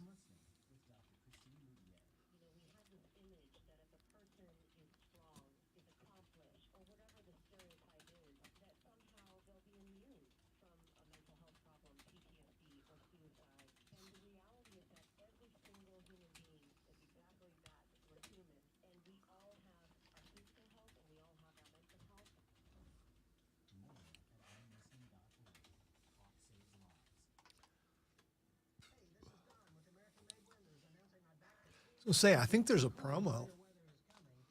There is. But Oh, it- talking about for Burns? Yeah, but there is. it might have been your promo though. It is. Okay. Somebody signed me up for the New England Patriots media list, so I'm getting all their transaction moves right now. It's like when someone signed me up for the Soundgarden fan club. They thought it was That's so much better. they thought it was hilarious.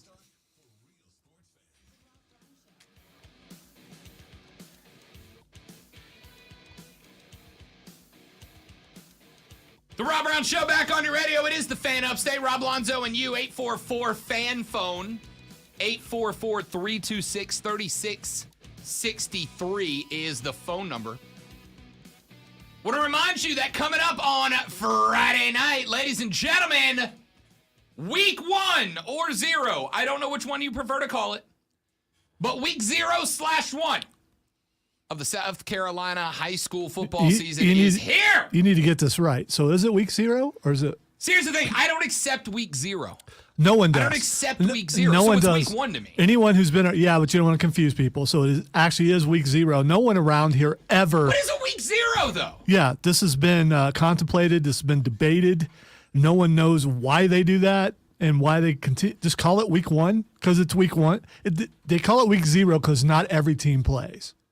It's just make it week 1/2. Then you have a bye in week 1. Yeah, Next week when everybody plays, sorry, it's week 2. It's and for the record, they do this in college football too, right? Because like week 0 of the college football season, is that like this week? it's either this or that. I should know that. Yeah. Why would you put me on the spotlight? We got a lot going on. August 27th is week 0. All right, so that'd be next week. Yeah, not this weekend, but next is week 0. And they call it week 0 because you don't ordinarily have a bunch of big name schools playing in that week 0 time slot, right? Like week 0. The biggest names playing in week 0, Lonzo, Illinois is at home against Wyoming. Utah State's at home against UConn. North Carolina is at home against FAMU. And FSU is at home against Duquesne. Those are the biggest week 0 matchups. Then that next Thursday. I didn't even know Duquesne had a football team. Sure do. Then that next Thursday, September 1st, right? Now, see what they try to do is they take Saturday, August 27th, and they include it with the next Saturday, September 3rd. No, scratch that. They combine it with that Thursday, September 1st. Now, that next Thursday has a metric boatload of games. Including, I believe, unless I'm incorrect, Furman Paladins playing their very first game of the season, September 1st, right here. It's a Thursday, right? I believe you are correct. Yes. Thursday, right, September 1st. Right here on the Fan Upstate. Yeah. So Furman's playing that night. Tennessee's at home that night. West Virginia's at Pitt that night. South Carolina State's at UCF that night. Toledo is at home. Wake Forest is at home against VMI that night. Purdue, Penn State opens Big Ten play out of the gate for those two teams. Missouri out of the SEC is at home against La Tech on that Thursday. And Minnesota's at home against New Mexico State. There's a whole lot of other games in there. But they try to roll that first Saturday in with that first Thursday. And then Friday and Saturday and call it week 1. So basically they call week 1 Saturday, August 27th through Saturday, September 3rd, and that's all week 1. But there's a big difference between college and high school as far as, at least here in the upstate of South Carolina. Week 0, you got some really good games every year.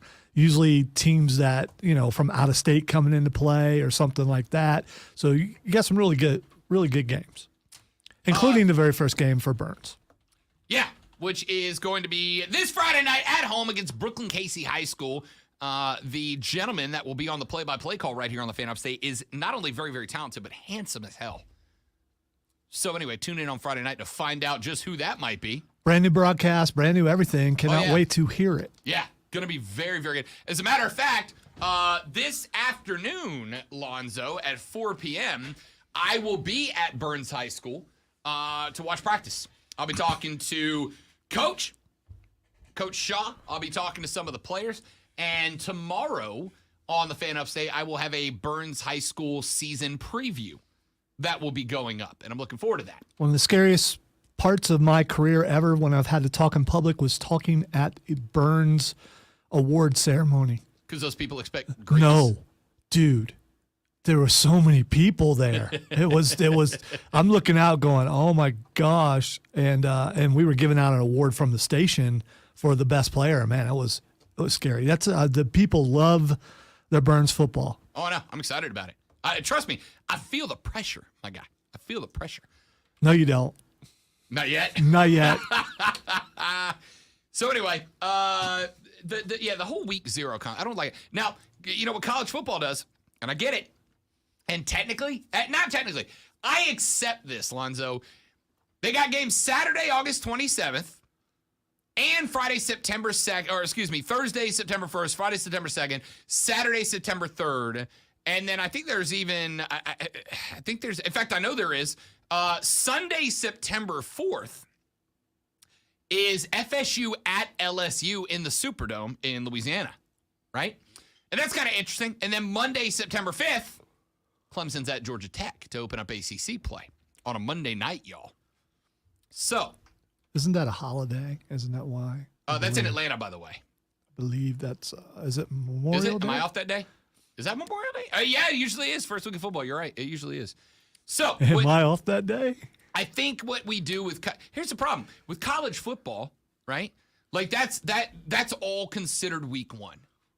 And I think that's fair, right? Because even though it does actually take a whole week from Saturday, August 27th to get through the end of the week, Monday, September 5th, most all the teams are going to be playing one game, right?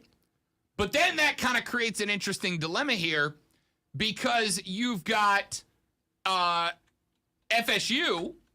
who will be playing 2 games in that stretch, right? FSU opens up against Duquesne next Saturday at 5 p.m. on ACCNet.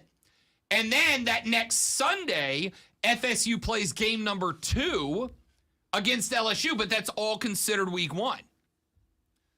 And I still prefer that to calling it week 0. 0 is the empty set. It's the null set. There's nothing there. Why are we calling it that? Right? Preseason college football. Preseason NFL football. This past weekend that just happened, that was preseason week 1. All right? The Hall of Fame game does not count as preseason week 1. That is its own thing. It's the Hall of Fame game. We don't call it week 1. It's just a Hall of Fame game. Because it's by itself. It's a Hall of Fame game. It exists outside of week 1, but it is not contained within a week. It is not week 0. It's just the Hall of Fame game. But if there were multiple games on that night, they would Then have it to would call be it week week 1. 0. No, they call it week 0. No, I would call it week 1. If there were only like 2 games. I would call it week 1, and I would wrap that It's whole Labor week up Day, as not week 1. Memorial Day. I get those. My bad. Whatever. Yeah. Whatever. We got bigger stuff. We're talking sports, man. man. I mean, come on. Roll with it. Roll with it. All right. I got a bunch more things that I need to talk about in this hour of the show, and we're going to roll with them when we come back, including there was a controversy, I guess, that happened on Friday night, Friday late afternoon, after Zoe and I got off the air. And I know it got beaten into the ground by the Floating Heads over the weekend, but I didn't get to talk about it. And I have the correct take about it. We're going to talk about that controversy that is entertaining as hell and way overblown when we come back on the Rob Brown Show. Rob Lonzo and you, this is the Fan Upstate. Concert.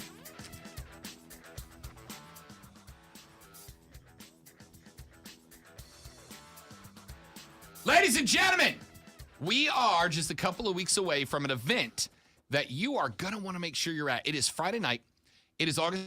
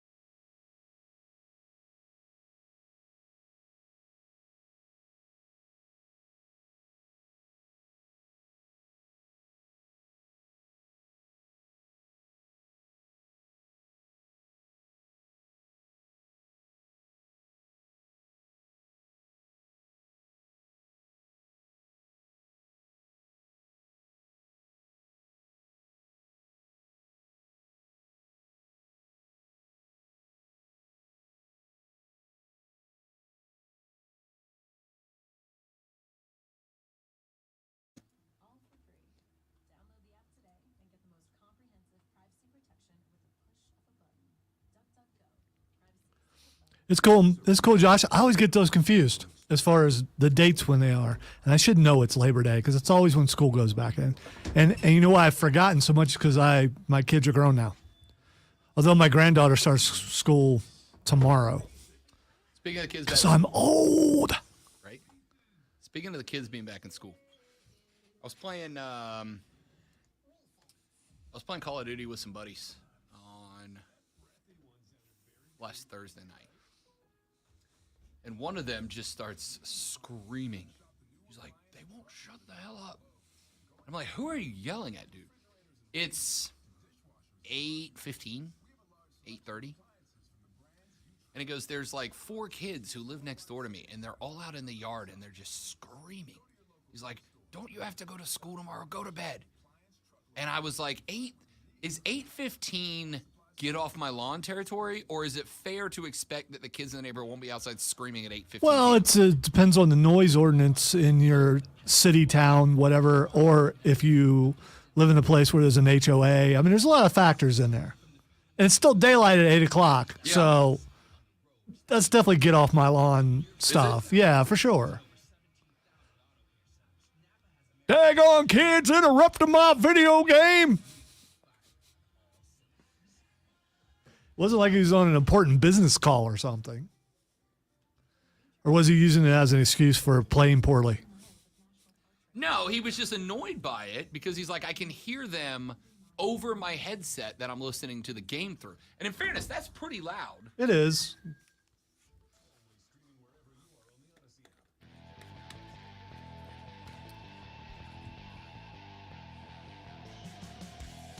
Last Friday, after we got off the air, there was a controversy that broke out in the Southeastern Conference. I don't know if it's controversy or not. I don't frankly care because it's not a big deal. But by gosh, it certainly sounded like a big deal. What? What are you laughing at? Oh, Mike, the First Take crew are doing the show live from a boat today because reasons. And Molly Querim and Michael Irvin are like, now I'm assuming we're not listening to the show. They're on a boat. Mike and Molly both have on those big orange over the neck life vests, you know, the annoying ones that nobody wants to wear, right? All of us are good with the life jackets that are like actual vests, but they have on like the big bright orange ones that wrap all the way around your head and neck or whatever. And they're both just wearing these on this like luxury yacht going down the Hudson River outside of their studios in New York. And I got to assume they're doing it to make fun of Stephen A. Smith, who has returned to First Take, who is wearing a bright orange sports jacket on a boat. Like he's got a full suit, bright orange suit on a boat, which I'm assuming he wore because they're going on a boat.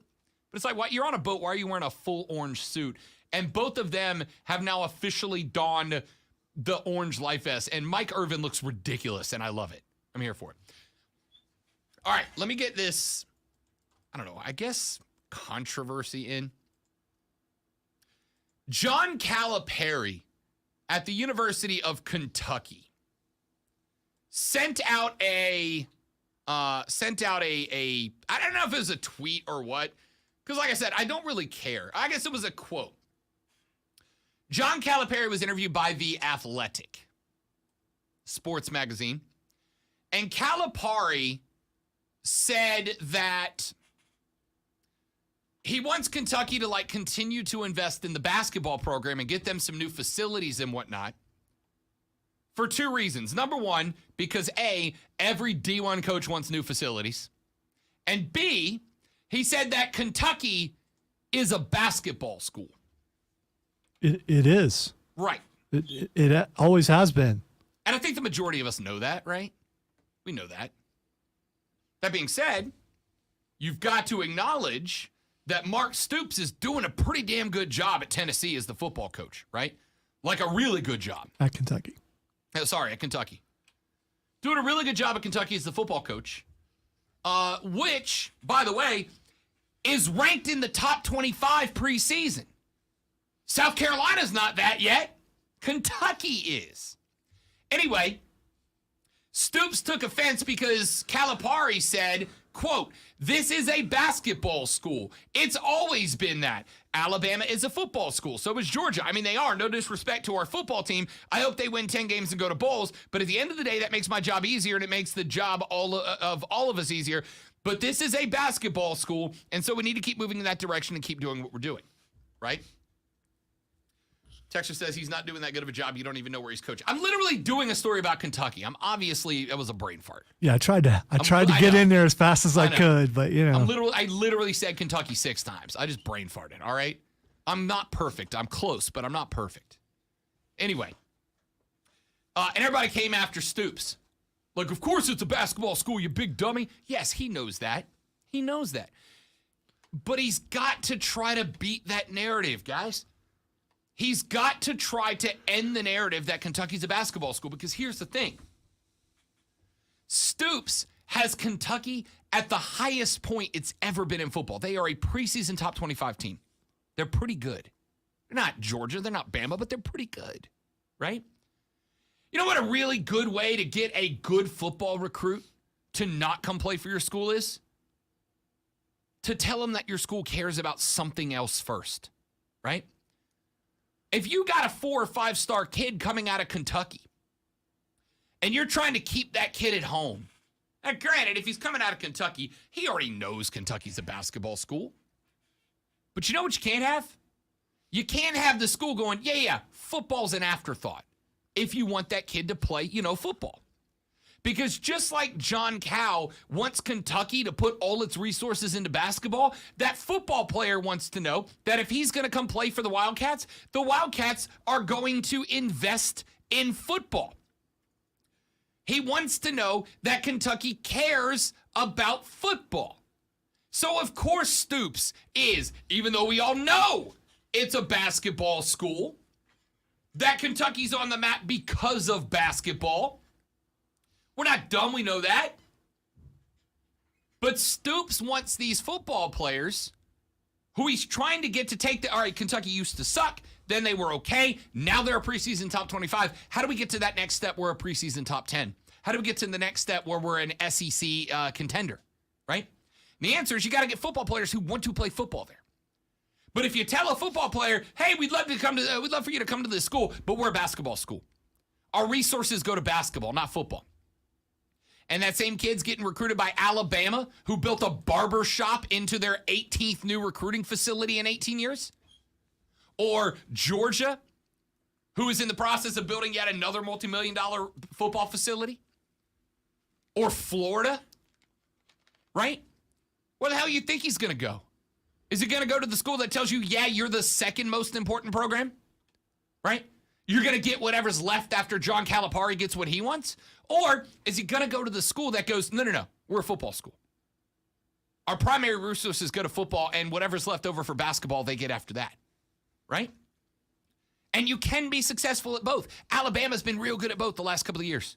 Georgia's getting better at both, etc.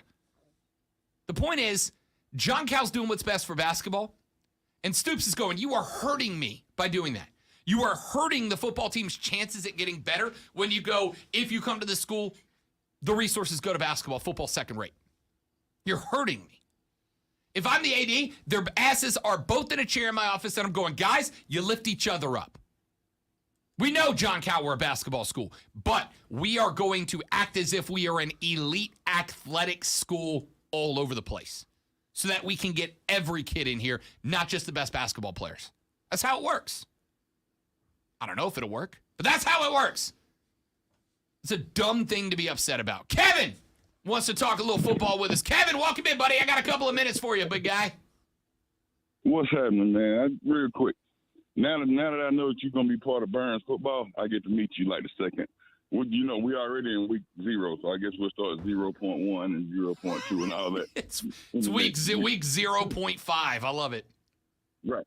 So, but when Burns and Chapman hook up, I'm the sideline guy for Chapman, so I get to see what. Oh, let's Brown is go. working with that day. Let's go. So one of the things I do, Kev, is on game day, I show up early. I walk the sidelines. I watch as much of the warm-ups as I can. I get out, because, man, look, you get out there, you get that fresh smell of the cut grass, man. And even as a broadcaster, it gets you hyped, dude. It gets you excited. It gets you in the mood for a little football. So yeah, man. Before that Chapman game, I'll be down on the field. We'll have to hook up and shake hands, brother. I look forward to it. Right, we're gonna have to do it. Hey man, nothing like walking that field, smelling the grass, and it actually takes you back to your days. Oh, just yeah. a few minutes, and to that knee catch when you go and when you try to turn real quick and think you still got it. Then that knee catch, then you think, that was 25 years ago. Listen, Let me leave that alone. Last year, SportsCenter for like a week ran a video of Mike Tannenbaum trying to catch a punt, right? And the punt hits him in the chest, and it ends up knocking him over, and he like rolls backwards down the field, and everybody's laughing. I'm gonna go ahead and tell you right now, if Coach Shaw over at Burns is like, Rob Brown, we want to have you field a punt right now, I'm gonna be like, no, I don't need video of me busting my A on the field because I'm 37, not 17, circulating on social media for the rest of my damn life. You know what I mean? I don't got it anymore, but I'll go out there and reminisce with the boys a little bit, and that way when the headset goes on, I'm as amped up as they are. I can't wait. Oh, man, it's something crazy, man. So I can't wait to see and get you out there, man, so we can chop a little bit and go ham before 7:30. Oh, listen. I'm going to go ahead and tell you right now. We're going to go grab you and me, we're going to go grab a bite to eat before that game, Kevin. Put it on the calendar, my guy. Say no more. I got you. Done and done. Appreciate you, Kev. Good to talk to you, big dog.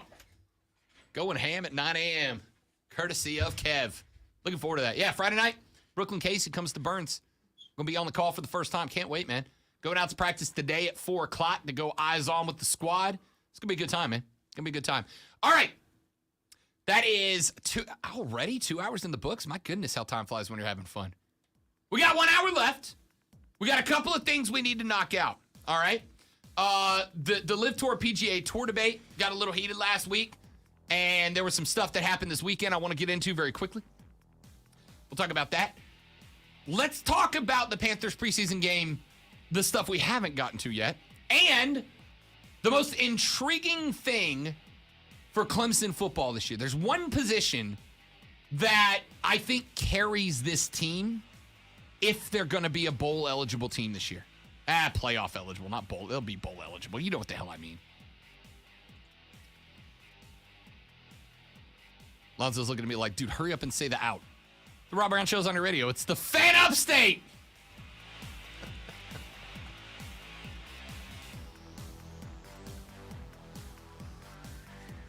We're actually a little early, but Yeah, we are. I saw that. well, because you were throwing out the break, so I had to put music up just in case you decided to do that. Being prepared and stuff. We cannot let this day end without you praising Jacksonville for the first time ever. Come back to that. Yes, you've got to do that.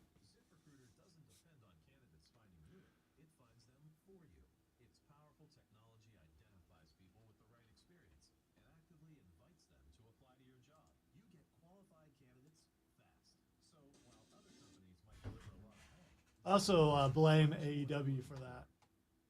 For what? For people believing that they can, chant anything now.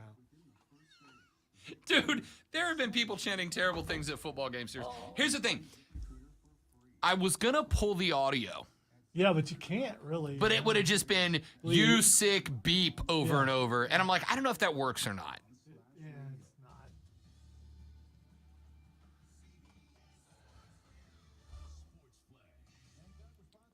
Although they did that on TV. Forget where I saw it at, but They did it where? on TV. I forget what channel I was watching when I saw it. They played the audio? Well, they bleeped The it. audio? I think it might have been NFL Network. I can't remember.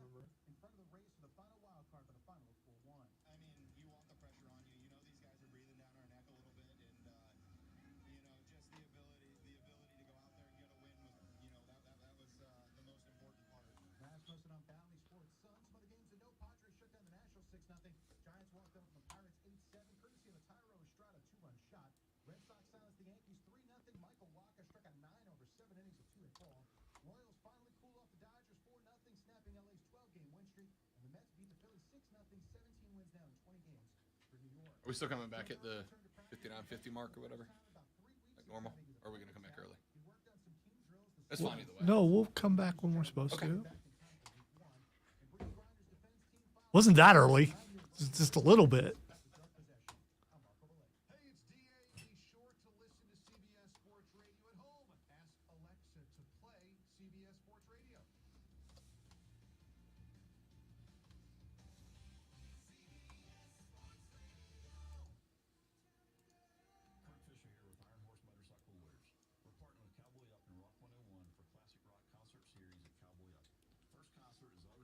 with drive-by fires tribute to Journey. We're excited to announce the official first of many bike nights at Cowboy Up. Ride out and experience great classic rock, food, and drinks with your friends. Bike night starts at 6 and music starts at 8. Spin the Iron Horse prize wheel and register for a prize package to be given away at this year's last concert and bike night, only at Cowboy Up. Travis Betson, owner of CNT Foundations. The economy is floundering. Retirement accounts are plummeting. And if your home has a foundation problem, you might be putting off the repair. That's a bad idea. That is why CNT Foundations is now offering up to 2 years, same as cash, for qualified homeowners. That's right. Repair your home now and pay nothing for 2 years. Call 864-581-3341. CNT Foundations, your foundation experts. College football is back, and so are the Furman Paladins on the Fan Upstate. Hi, everybody. Dan Scott, voice of the Paladins here, inviting you to join us for a whole new season of Furman University football right here on the Fan. Join David Cobb, Marcus McMorris, Tom Van Hoy, and me for all the action each week, beginning 90 minutes prior to kickoff, starting on Thursday night, September the 1st. Furman Paladin football, September 1st, right here on the Fan Upstate. This feature sponsored by Pfizer. Charging a cell phone can be like getting a booster shot. The booster is given to enhance or restore protection after a primary series vaccination, which wanes over time. Schedule an appointment when you're eligible. Sponsored by Pfizer and BioNTech. All right, let's see.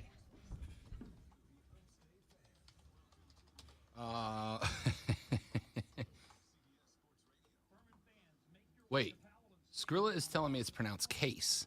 I've had 3 people tell me it's pronounced Casey. And now Skrilla's got me all up in my brains. Well, since you're going to be there early, I'm gonna ask. you could walk right up to the coach. No, you can talk to their play. Coach The- Shaw, though, Well, he will. I'm assuming. Yeah, and the other thing is their play-by-play guys. You'll be in the same booth. So James said, are the Browns the biggest heel in the NFL right now? yes, Yes. Yes. Right? Like, I think the Browns have taken heat off the Cowboys for most disliked team in America. Honestly. People hate the Patriots less than they hate the Browns right now. What made it even better or worse, depending on how you look at it, is how bad Deshaun looked. Oh, he on looked the awful. field. Yeah. Granted, it's been 19 months since he played, but still.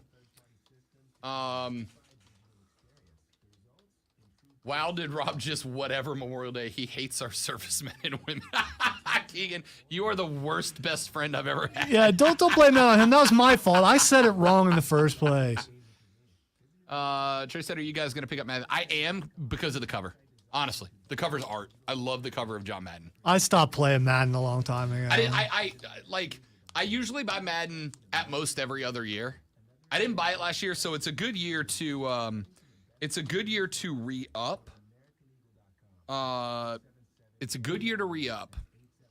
But also, it's Madden with Madden on the cover. Well, Like, last year's this will be the year I spend the money on like the gold, like the collector's edition too. last year's was on Game Pass, still is, Yeah. and with my Xbox, I've got a sealed copy of, yeah.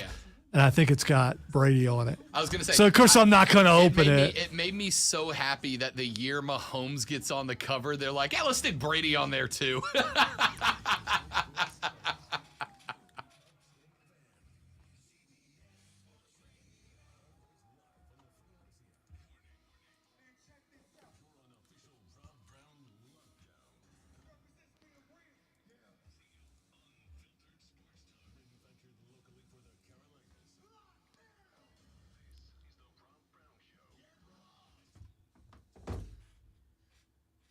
During the break, Trey asked if we're gonna grab a copy of Madden this year, right? And I said I usually at most buy Madden like every other year. Madden's so good at updating itself that for the most part it's the same game. You know, they might throw a few more plays, the roster's good, but for the most part, I usually buy Madden like every other year. And I said, I didn't buy it last year, right? I didn't buy the GOAT edition last year, Baby Goat and Actual Goat. But I said not only am I gonna buy it this year because John Madden is on the cover, but I'm gonna buy it this year and I'm gonna spend the money on the deluxe edition, right? Like the John Madden Memorial Edition. I'm absolutely gonna buy it. And then it hit me. And I can't believe I haven't brought this up to Lonzo in the entire time since Madden dropped a year ago. that the year that Patrick Mahomes, Zoe's quarterback, man, finally makes the cover of Madden, the NFL gods decide to have a little chuckle amongst themselves and not only put Patty Mahomes on the cover, a copy that Lonzo would have purchased, but they also decide, let's stick Brady on that bad boy too. Let's not give Lonzo the QB cover that he wants. Let's also put Lonzo's least favorite footballer on. So every time Brady, that Zoe finally gets to look, I've still got my copy of Madden unsealed from when Drew Brees was on the cover in, what was it, 2010? I've still got my copy of Madden from when Drew Brees was on the cover, unsealed, because that's my quarterback, man. He got me my Lombardi. Lonzo, after multiple Super Bowl runs out of Patty Mahomes, finally gets Patrick Mahomes on the cover, and they stuck Tom Brady on it, so he can't just have a copy with Patrick Mahomes on the cover. He's got to look at Brady when he does it. Amazing. I got to admit something that I've just learned about myself. I never have opened it, and I think that might be the reason why. I think that might absolutely be the reason why. I got it, looked at it, and just set it aside. You don't have it like my copy of Madden with Breeze, right? Like I've got an entertainment stand with little cubby holes in it, and all my games are lined up, and there's like the one on the left is the games that I pull out and replay a lot. The one on the middle left is like my highlight games. Like these are my favorite games. And then the right center of my three little boxes are like my like the games that I don't necessarily play, but like I like them so much I display them. And then up on top of the entertainment stand, leaned against the TV so that no matter where you are in the bro cave, you can see it, is my copy of Madden with Drew Brees on the cover. And like down the line, eventually I'll probably like get it framed. When I get my Drew Brees autograph, I'll get it framed, right? If I can get him to autograph that copy, it'd be great. But it's displayed. Zoe gets a copy of Madden with his quarterback on it, which would be a display piece, right? Like if you're a game nerd like us, you have some games that become, it's not about the game, it's about the art of the game, both the game itself and the cover art. I've got cover art games, right? Like I've got a copy of the original Nintendo Super Mario Brothers that is art to me. Zoe finally gets his game with Patty Ice on the cover, and they stuck Brady on it with him. So now it's not cover art for a very depressed looking Lonzo. How did I never think about that? I'm not depressed. I'm annoyed right now. That's what the look is. That's annoyance. Oh, it's amazing. Now I'm going to go home and see if I could just stick because it's still in the plastic, stick something over Brady's face. Just a Post-it note over the front of that cover. Just not the GOAT on it. By the way, James popped into the Facebook chat, facebook.com/thefanupstate, or go to YouTube, search and subscribe to The Rob Brown Show. You can come behind the scenes and watch Lonzo when I do the show live as well as listen to it. James popped up and said, Rob, are the Browns the biggest heel team in the NFL right now? It took us approximately -1 second to go, yup. And do you want to know how I know for a fact, not a doubt in my brain, that the Cleveland Browns are the biggest heel team in the NFL right now? The Cleveland Browns in week 1 of the NFL preseason played the Jacksonville Jaguars. Now, if you've listened to this show for more than a segment, you know that Rob Brown holds a special place in his liver for Jacksonville, Florida. Liver, because the liver is full of toxins and I punish my liver weekly for existing, right?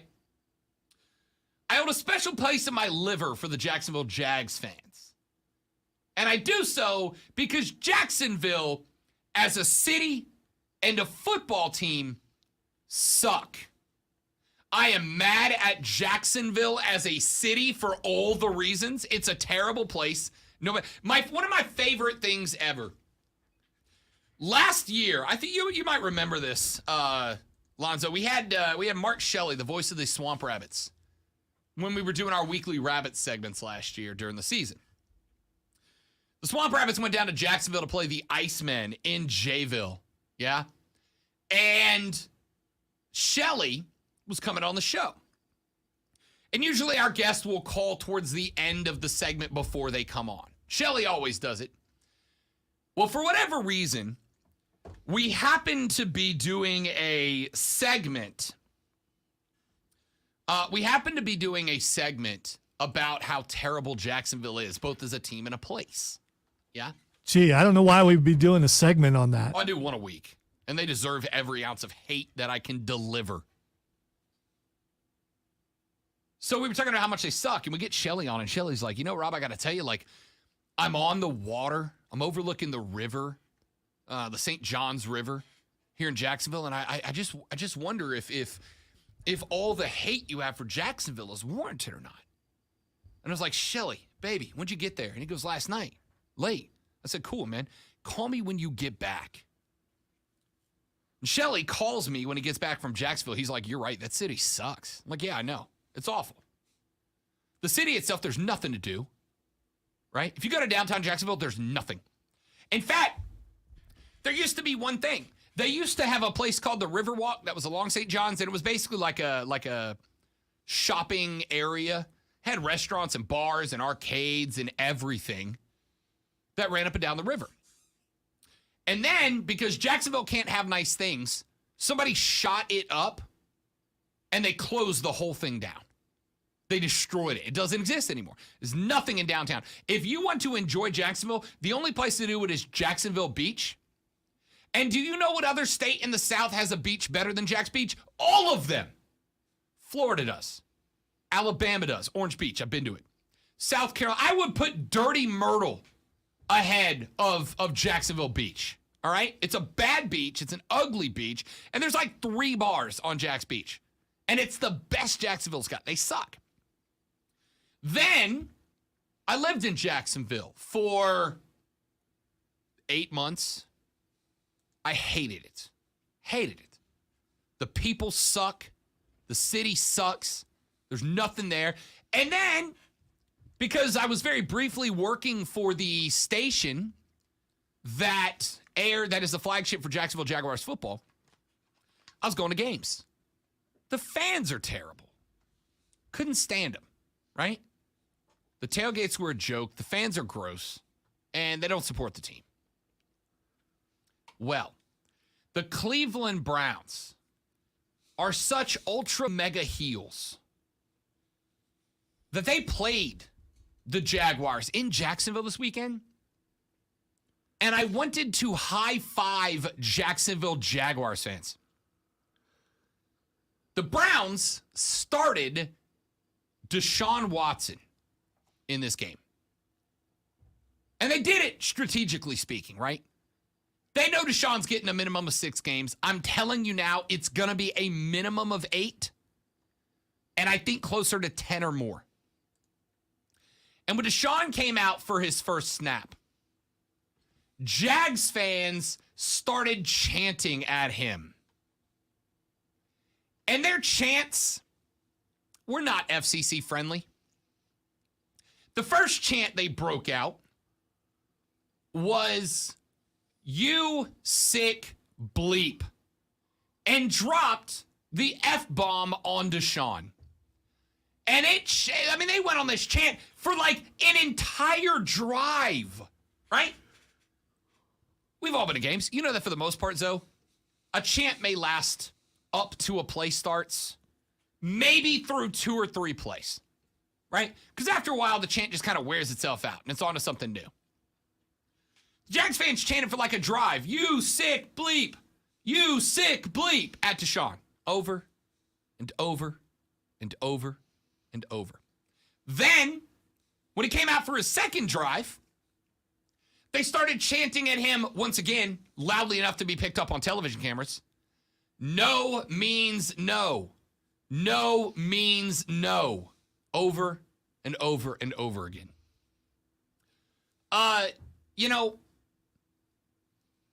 I've had a lot of thoughts since the breaking of the Deshaun Watson story about where does Rob's personal feelings on the off the field stuff, like where does it have a place on this show, right?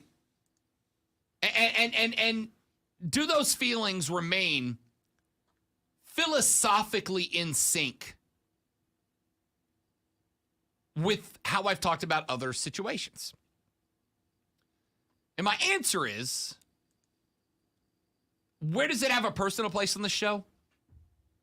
Here, right? Not all the time. I'm a human being. I've told you guys this. I'm going to bring my human thoughts, my off-the-field thoughts and emotions and opinions to the show as much as I bring my on-the-field thoughts and emotions onto the show. So what Deshaun did and how Deshaun did it, and yes, I do believe Deshaun did a majority of what he's accused of doing. I think there's been enough put on the table that while there may still be a significant enough doubt not to have brought charges,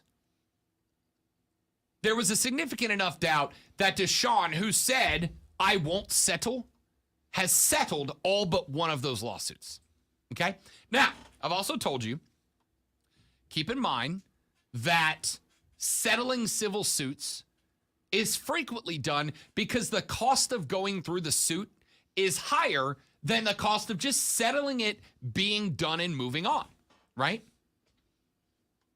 Well, Deshaun made a very aggressive posture about not settling.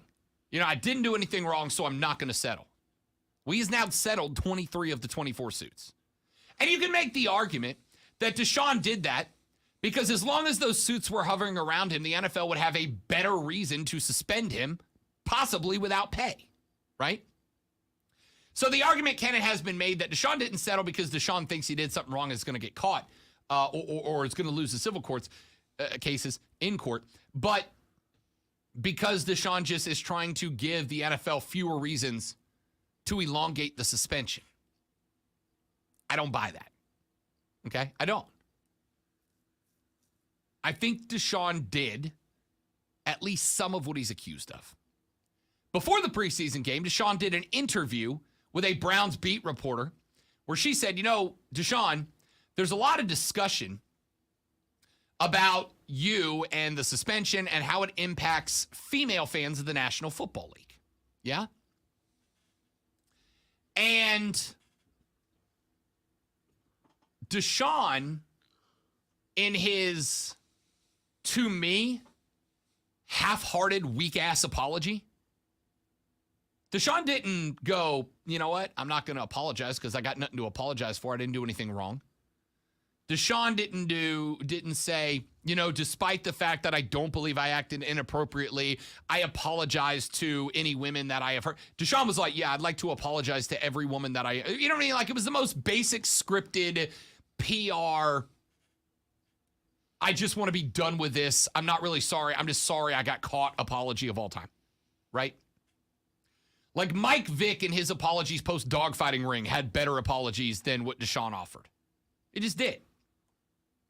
So I'm just not a Deshaun fan, right? In fact, quite the opposite. I am an antagonist to Deshaun Watson at this point. And the Jags fans let Deshaun know that he had heel heat in Jacksonville. And they let the Browns know. It does not matter what week Deshaun comes back. It does not matter what opponent he comes back against. This is going to follow Deshaun Watson around for as long as he's a Cleveland Brown and maybe longer, right? If Deshaun comes back in week 7, you know where he goes? Baltimore. Lonzo, do you think the fans in Baltimore are just a wee bit more aggressive and antagonistic than the fans in Jacksonville, all 75 of them? Yeah, because there's going to be a lot more of them.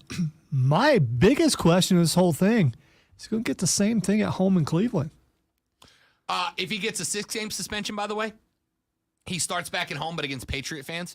I don't know what the reaction is going to be for Deshaun Watson at home. I mean, that's what I'm thinking. I'm thinking Cleveland fans, there's going to be a certain amount of them that will do the same thing.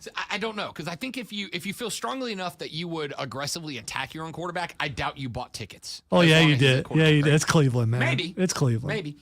But he comes back and he's at Baltimore. You think the Ravens fans aren't going to take up where the Jaguars fans left off this weekend? Of course they are. 2 weeks later, he's in South Beach, Miami. I'm going to go ahead and tell you, the Miami fans are aggressive. They're going to do it too. They're going to remember, Miami is the north of the South, right? The Yankees all retire down to Miami. They're going to give it to him.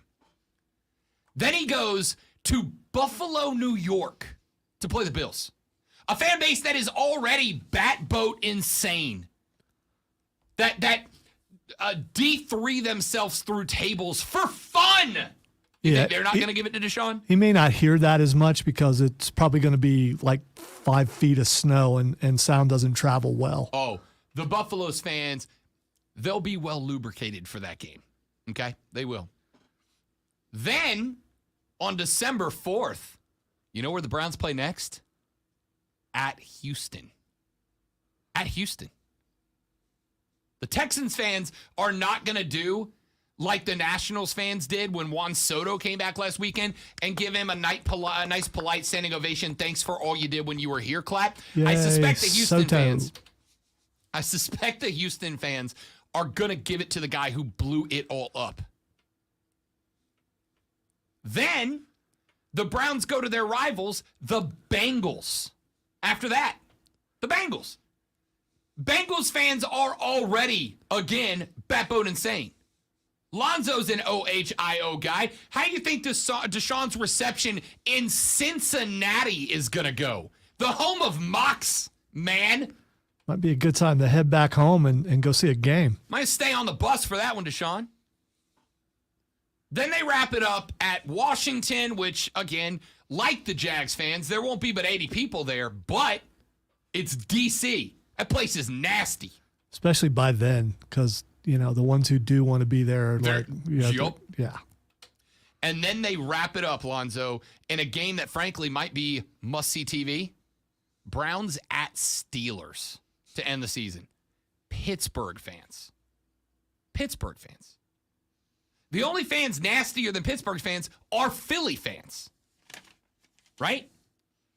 This is not going to be fun for Deshaun if the suspension isn't a full year. It's not going to be fun for Deshaun. By the way, a little fact I learned, a little information I learned over the weekend that I believe is true.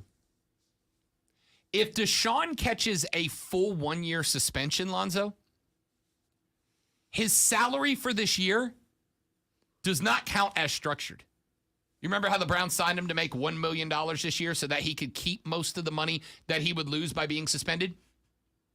That would actually roll to the structure for next year, meaning he would get paid $1 million this year and next year. And he would have to survive for 2 NFL seasons to get to the big payday in year number 3. Why? Because he hadn't actually played under the... Because the full suspension year would not count as as service time. Right. Okay. All right. So his contract would roll back, which means the $1 million payday.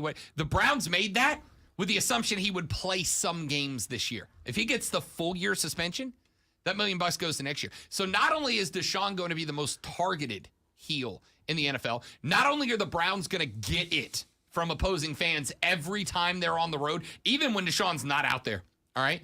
I suspect that Charlotte, less than a month from now, when the Browns come down to visit Charlotte in week 1, Lonzo, I got a sneaky suspicion the Panthers fans are going to give it to the Browns. All right, so now we're going to find out. You know, everyone has said that the Carolina crowd is a wine and cheese crowd. Oh, they are. How rowdy will they? Because I've been there when they, in my opinion, have been rowdy. So I do think it's going to be interesting. They're a wine and cheese crowd. We know it. But they can be a football crowd. You got to wonder what reception did the Browns get even without Deshaun, right?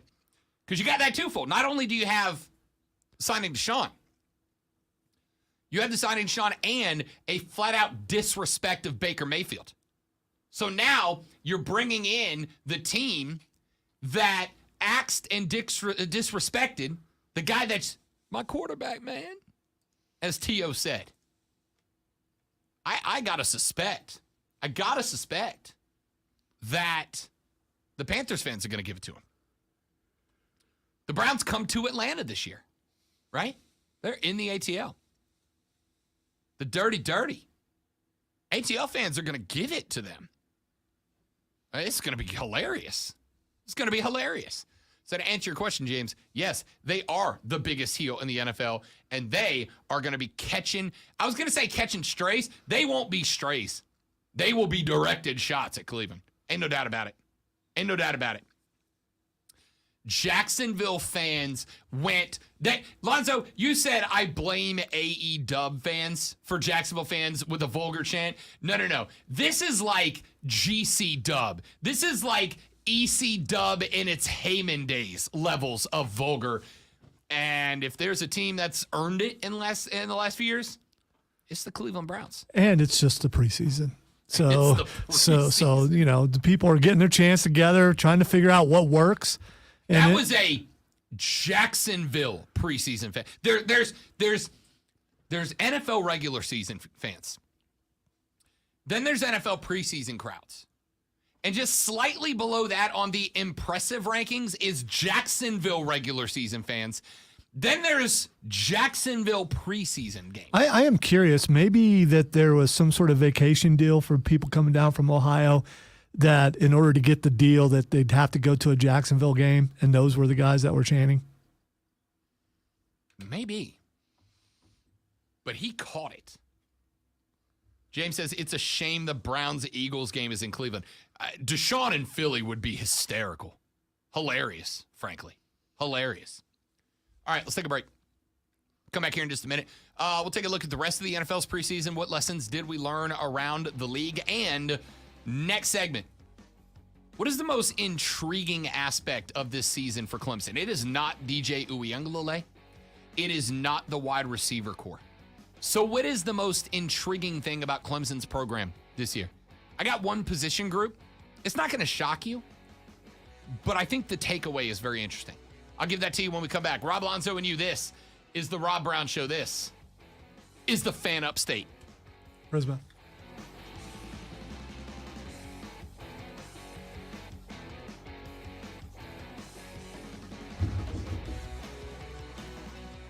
Ladies and gentlemen, let me tell you about our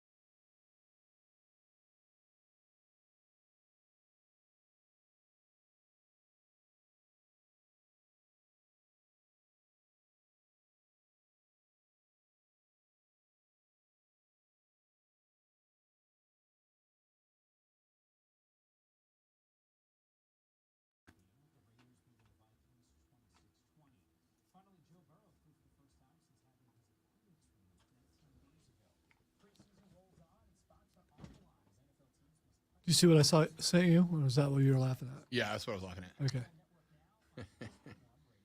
Happy Gilmore's caddy. Realtors abide by a code of ethics. This is Article 9 in action. Beth, a first-time homebuyer, knew nothing about the home buying process, except that she I'm guessing maybe Adam Sandler knows him. If he doesn't, that's kind of messed up. You're right. You're right. even giving her copies to review with her lawyer so Beth could close on her first home with confidence. Complicated things explained in simple terms. The difference between an agent and a realtor is real. Realtors are members of the National Association of Realtors. That's who we are. Staples has everything for school at great prices. So this year you won't go back to school. You'll be ready to move forward with all your school printing from Staples. I'm going to offer in my meeting later on today that we start offering signing bonuses for new employees. Oh. Free tickets to every concert you want to see. Hey, that's my favorite perk of the job. Right. Not everyone knows that.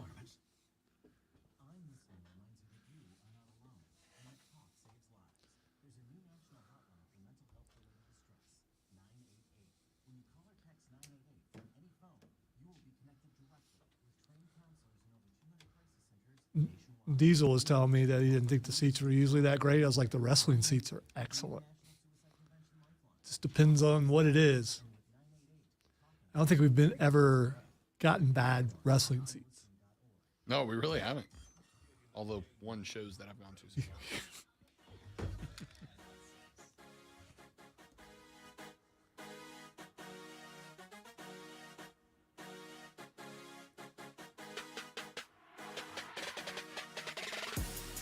You got to wait for the drop, man.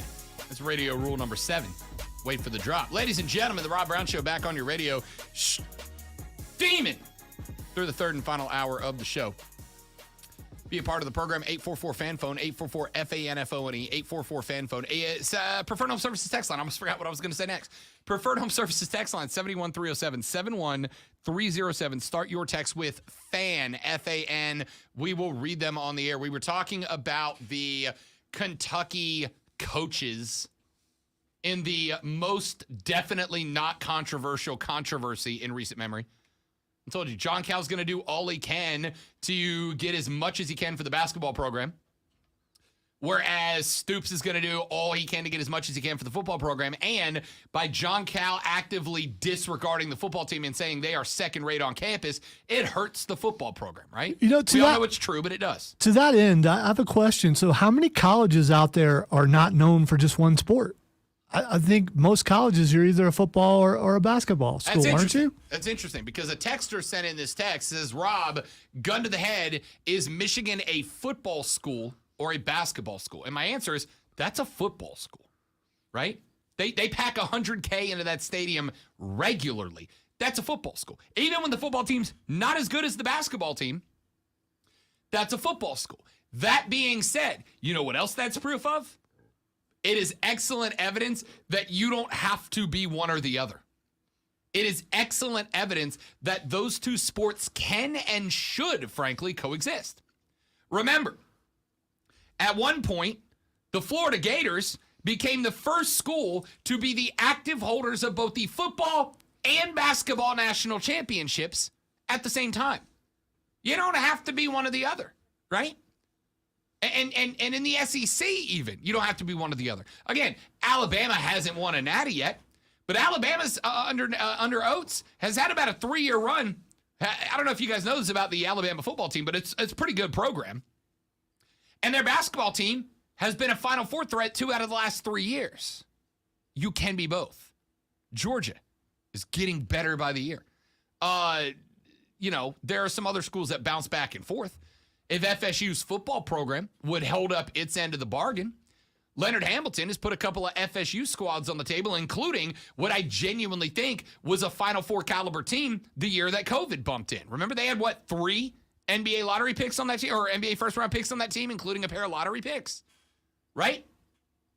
You don't have to be one or the other. You can be both. And the philosophy of, well, you have to be a football school or you have to be a basketball school is unfortunately naturally perpetrated by football and basketball coaches. And then fans kind of feel like they have to pick a side, right?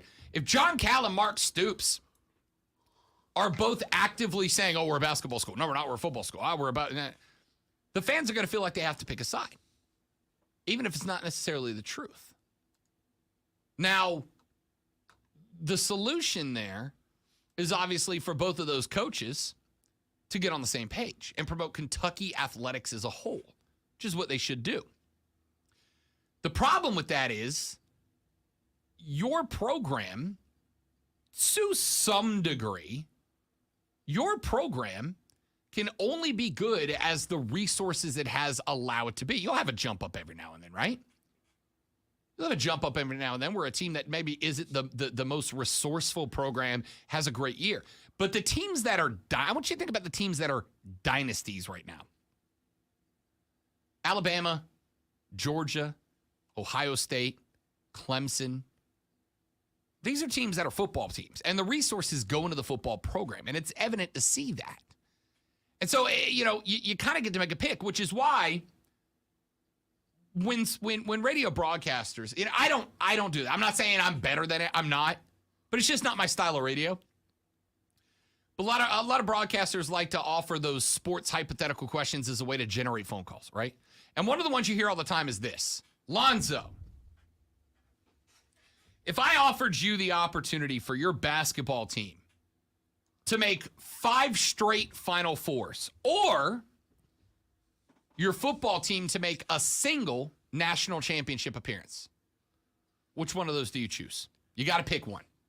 I think that's unfair because Ohio State's won multiple national championships. Let's say for the next 5 years, you get to pick one. One football national championship, or your basketball team goes to the Final Four all 5 years. Oh, I'm definitely going football. Yeah, of course. Which is probably going to happen this year. It could. Oh, it should. Hey, look at old Dabo on ESPN getting some love. Yeah, of course it's going to work out that way, yeah? That's funny. Dabo getting like that's never happened before. And I got to tell you, if I ask that question around here, right? If I ask the Gamecocks, if I ask the Tigers, right? I'm going to give you a choice. Over the next... See, that's the question for Clemson. I mean, where their basketball team has been. How many of those fans would go basketball because they've never seen it happen? Right. If I asked you guys the question right now, over the next 5 years, you get one of two choices. One, and only one, football national championship. Or your basketball team can go to the Final Four. Not guaranteed to win, but can go to the Final Four all 5 years. Which one are you guys taking? Send me your answer. You know, I'm going to be that guy. I'm going to be that radio host for a minute. I don't do it often. I'm going to do it here. I'll see how it feels. If I asked you guys the question, scratch that. I am asking you guys the question. Next 5 years, your team gets a football national championship, one, just one, or your basketball team goes to the Final Four all 5 years. Doesn't guarantee you a title, but you're in the Final Four all 5 seasons. Which one are you taking? Which one do you want? Do you want a single football natty and nothing else, or 5 Final Four appearances for your basketball team? In a world where fans equally cared, or at a basketball school, how do you think Kentucky fans answer that question, Lonzo? If let's say it's Kentucky gets 1 football natty or 5 John Cal Final Four appearances. Well, if they're going basketball, for sure. You know why? I think so. Because Kentucky's a basketball school. Yeah, I think so. I think Indiana would take that choice, right? I think Carolina would take that choice. North Carolina would take that choice. I think Duke would take that, despite the fact that their football teams have never been a threat to win a title, or at least not since like the 60s, right? I think basketball school fans would take 5 Final Four appearances, and everybody else is taking the 1 football natty over 5 Final Four appearances, right? So if you're a football coach at a basketball school, like, I don't know, theoretically, Kentucky, you're fighting against that. And you're fighting against your school having to allocate resources based on that. So if you're Mark Stoops at Kentucky and you're going to the AD trying to get him to increase funding for the football broadcast, for the football team, right? You're fighting against the fact that the athletic department knows that fans would take 5 Final Fours over 1 football natty. If you're at Clemson, you don't have to worry about that. You know what the answer is, and you know it's football, and that's the program you're already allocating to. But it leaves you in an interesting position at both schools. At Kentucky, it leaves you in an interesting predicament. It leaves you in an interesting predicament in that if you want the football team to start getting 4s instead of 3s on the star chart for recruits, you got to convince a lot of those 4 and 5 stars that you are going to invest in the football program, that the football program is not going to be left behind the basketball program, right? But on the flip side, if you're Clemson, right, and you've hit the point where you're going, okay, appreciate all you did, Brad Brownell, but you're just not the guy, right? You're not the guy to take us to the next level. Well, if you want to find the guy that is going to take you to the next level, what do you have to do? You got to allocate resources. Or you got to do what the Gamecocks just did, and you got to take a chance on a Lamont Paris. And here's the other thing about that. If you take the chance on a Lamont Paris, and let's say that Lamont Paris shows up to South Carolina, he's already got the nation's #1 recruit in Gigi Jackson, right? If, let's say hypothetically, Gigi shows up and the male Gamecock basketball team, let's say they make a run to a Final Four under Gigi Jackson and Lamont Paris, and Lamont does the damn thing. Do you not think that schools like Rutgers aren't going to be calling, basketball schools aren't going to be calling Lamont Paris and going, hey, if you can do it at South Carolina, you can do it at a school that is a basketball program with history? Well, if you're the Gamecocks and you want to keep Lamont Paris, what do you have to do? Cash, ding, ding, ding, resources. You got to allocate resources to the basketball program. You got to re-sign him to a basketball school caliber contract. You got to keep him happy with the facilities and the resources the school's getting, which means you got to do one of two things. Either you got to redirect resources that would ordinarily and traditionally go to the football team, or you got to get new resources. You got to raise funding. You got to fundraise more. It's not easy to do, right? It's not easy to do. So I get where Stoops is coming from, which is why I'm not mad at him. I get where John Cowell's coming from, which is why I'm not mad at him. And I get the predicament it puts schools in to make that call. And it's not an easy call to make. Texas says, if Stoops can have the success at UK that Spurrier had at SC, Calipari will get his facilities and they'll have Stoops' name on it. Yeah, my other question is, are Kentucky fans a basketball school just because the football team's been so bad, right? If Stoops miraculously takes Kentucky to a college football playoff in the next 5 years, right? Let's say he does that. Let's say they make a Louisville run. Do Kentucky fans all of a sudden go, hey, we're a football school now, right? If North Carolina Tar Heels make a run through the ACC title game, do Tar Heels fans suddenly go, hey, we're a football school now too? And does that make the decision-making process as far as the allocation to those resources that much more difficult? Interesting question to ponder. Back after this to wrap up the show. It is the Rob Brown Show. It is the Fan Upstate.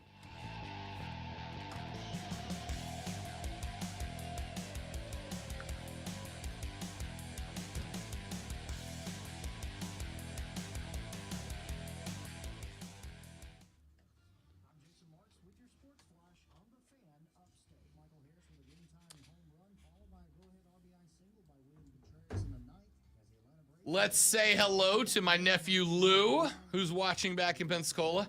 Hey, Lou. Good to see you, buddy. I miss you, pal. I hope I get to see you real soon. I hope you have a good day with Granda. Be on your best behavior. Don't make Uncle Rob come down there and talk to you. Looking at you, pal. Have a good day, Lou. Miss you, buddy. The best.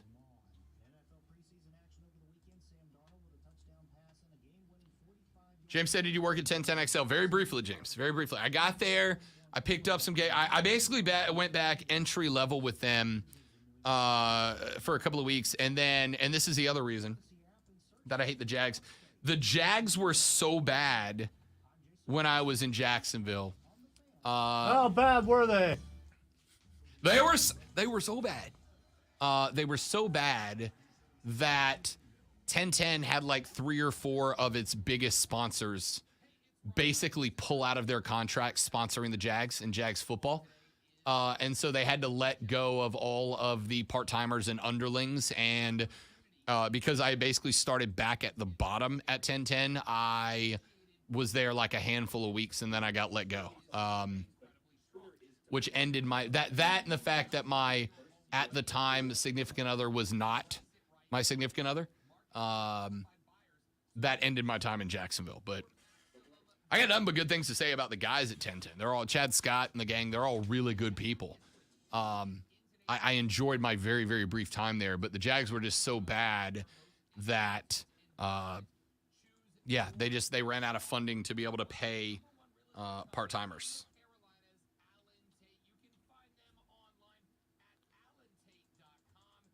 Look, I'm gonna put there's the back of my nephew's head, Lonzo, watching our show.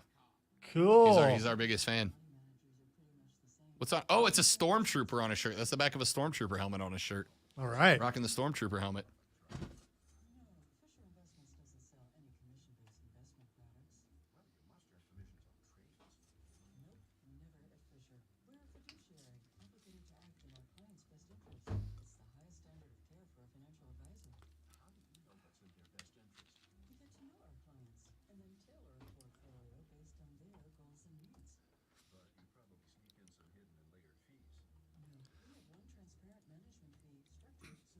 So I got back into Far Cry 6, which I was waiting because I saw you playing. Cameron and I were playing together, but I can't do headset right now. My head's just too sore from headphones.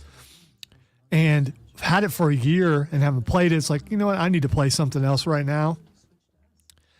And I've forgotten about all the DLC because it's one of those things where we bought Season Pass, he and I both, and then haven't really played it. So it's wasted money, so you need to get back in there and start playing it. So I stumbled into this place, and there's a TV making a weird noise. I clicked on it. Next thing you know, I hear the Stranger Things music. And I'm like, I know you haven't watched Stranger Things, but still, it's like, oh, no. and then you have this. Yeah, I saw that. You have this decision. If you click yes, you can't get out of it till you beat it. Really? And it was like You're in the upside down. 1 o'clock in the morning Saturday night. It's like, you know what? Thank goodness I can just turn this off and come back tomorrow without saving it because the Xbox will put me back where I was. Because 1 o'clock, I'm like, I am going to die in here. It is. Oh, it was a good DLC. It really was. I might. Is Far Cry 6 not in the store yet? Is It's it? not. No. Yeah. I might have to pick it up. I'm only playing the loop of the Predator here. This is behind the scenes footage of the. Still need to filming watch that. Of Predator. Was it Primal?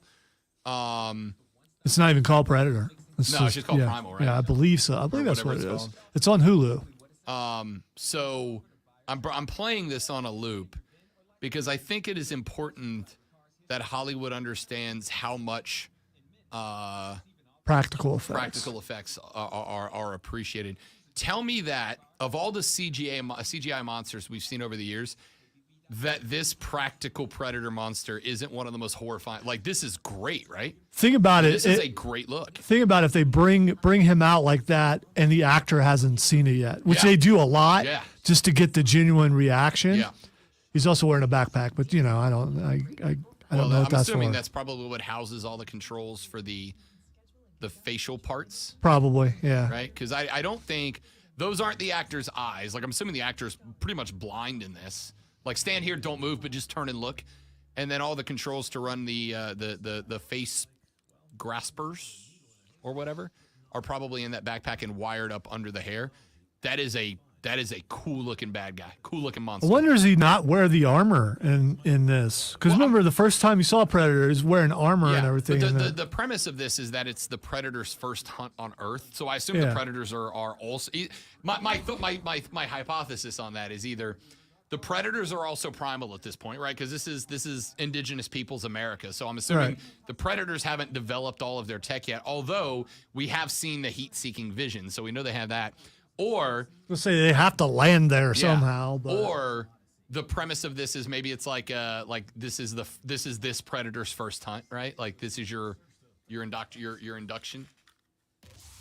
And now, the Rob Brown Show presents Twitter Trending Topics. So I couldn't decide if I wanted to go ahead and hit this or not already because I have less than usual.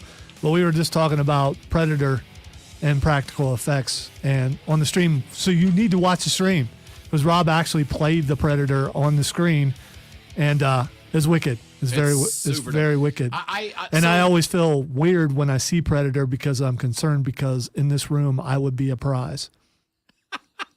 Wow. All right, just put me down like that. No, my skull is bigger than they hunt skulls, Yeah. dude. It's not about what's in the skulls. I gotta tell you, I'm in for this movie. I don't do scary movies, right? Oh, it's Prey. The name of the movie is Prey. I don't do scary movies because jump scares are cheap, right? Especially in the movies where they're like, well, let's just crank the volume up 200% and play a really loud noise. Psychological terror is where it's fun. Like head games are where it's fun, and that's what the Predator is. Like it's vicious, but it hunts you. I might sit down and watch this movie. I'm not going to lie. Like, this one intrigues me. Predator's always been great. This one looks like it might be the best Predator movie. And the fact that they're doing it with practical effects, like the Predator is an actual Predator as opposed to CGI'd into the movie, means it's going to look that much better. Yeah, I like a mix of practical effects with some CGI stuff to add some things into it, but not CGI so much as the prime effects. And these kind of movies, I wonder how tall that guy really is, because he looks huge. He looks like he's like 7 foot tall. Yeah, I'm sure they'll enhance it a little bit to make it look even more badass, but that look cool. And I know some guys back home who do makeup and stuff that doesn't look that good, but looks really, really good. Yeah. All right, the first thing that's trending is Black Adam. I told you, I think last week, I love The Rock. I love Dwayne. This movie isn't grabbing me. Like and maybe they dropped a new trailer that will. I don't know yet.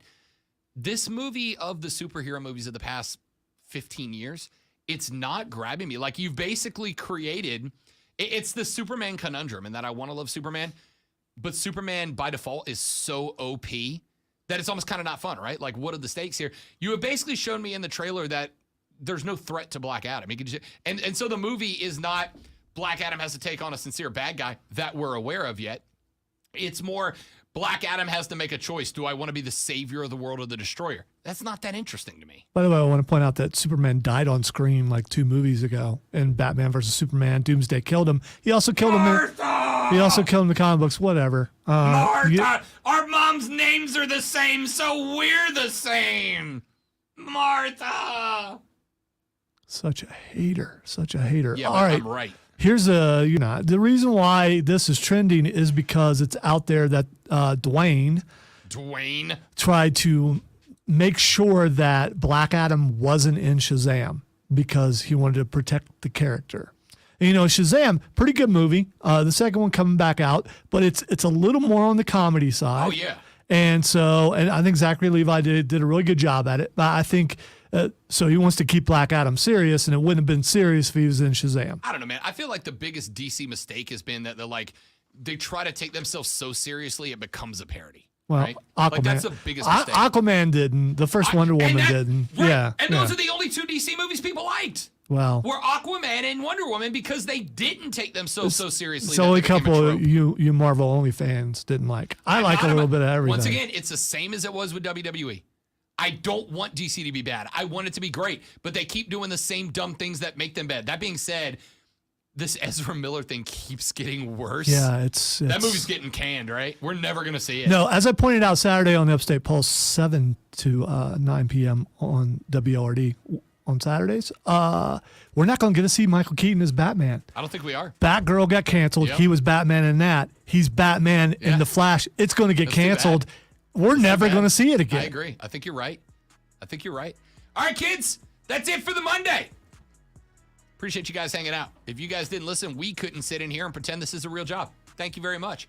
Tomorrow, Burns High School season preview goes up on the website. Make sure you're on the lookout for that. Subscribe to my new Panthers podcast, Views from Mint Street. It's on Spotify, iTunes, Google, Stitcher, and all major platforms. Make sure you subscribe to that and click the bell icon so you get alerted when the first episode drops Wednesday morning.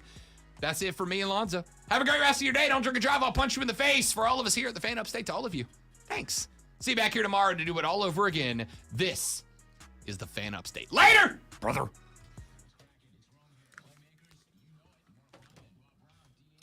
All right, stream, you guys are amazing. You are the P1s of listeners.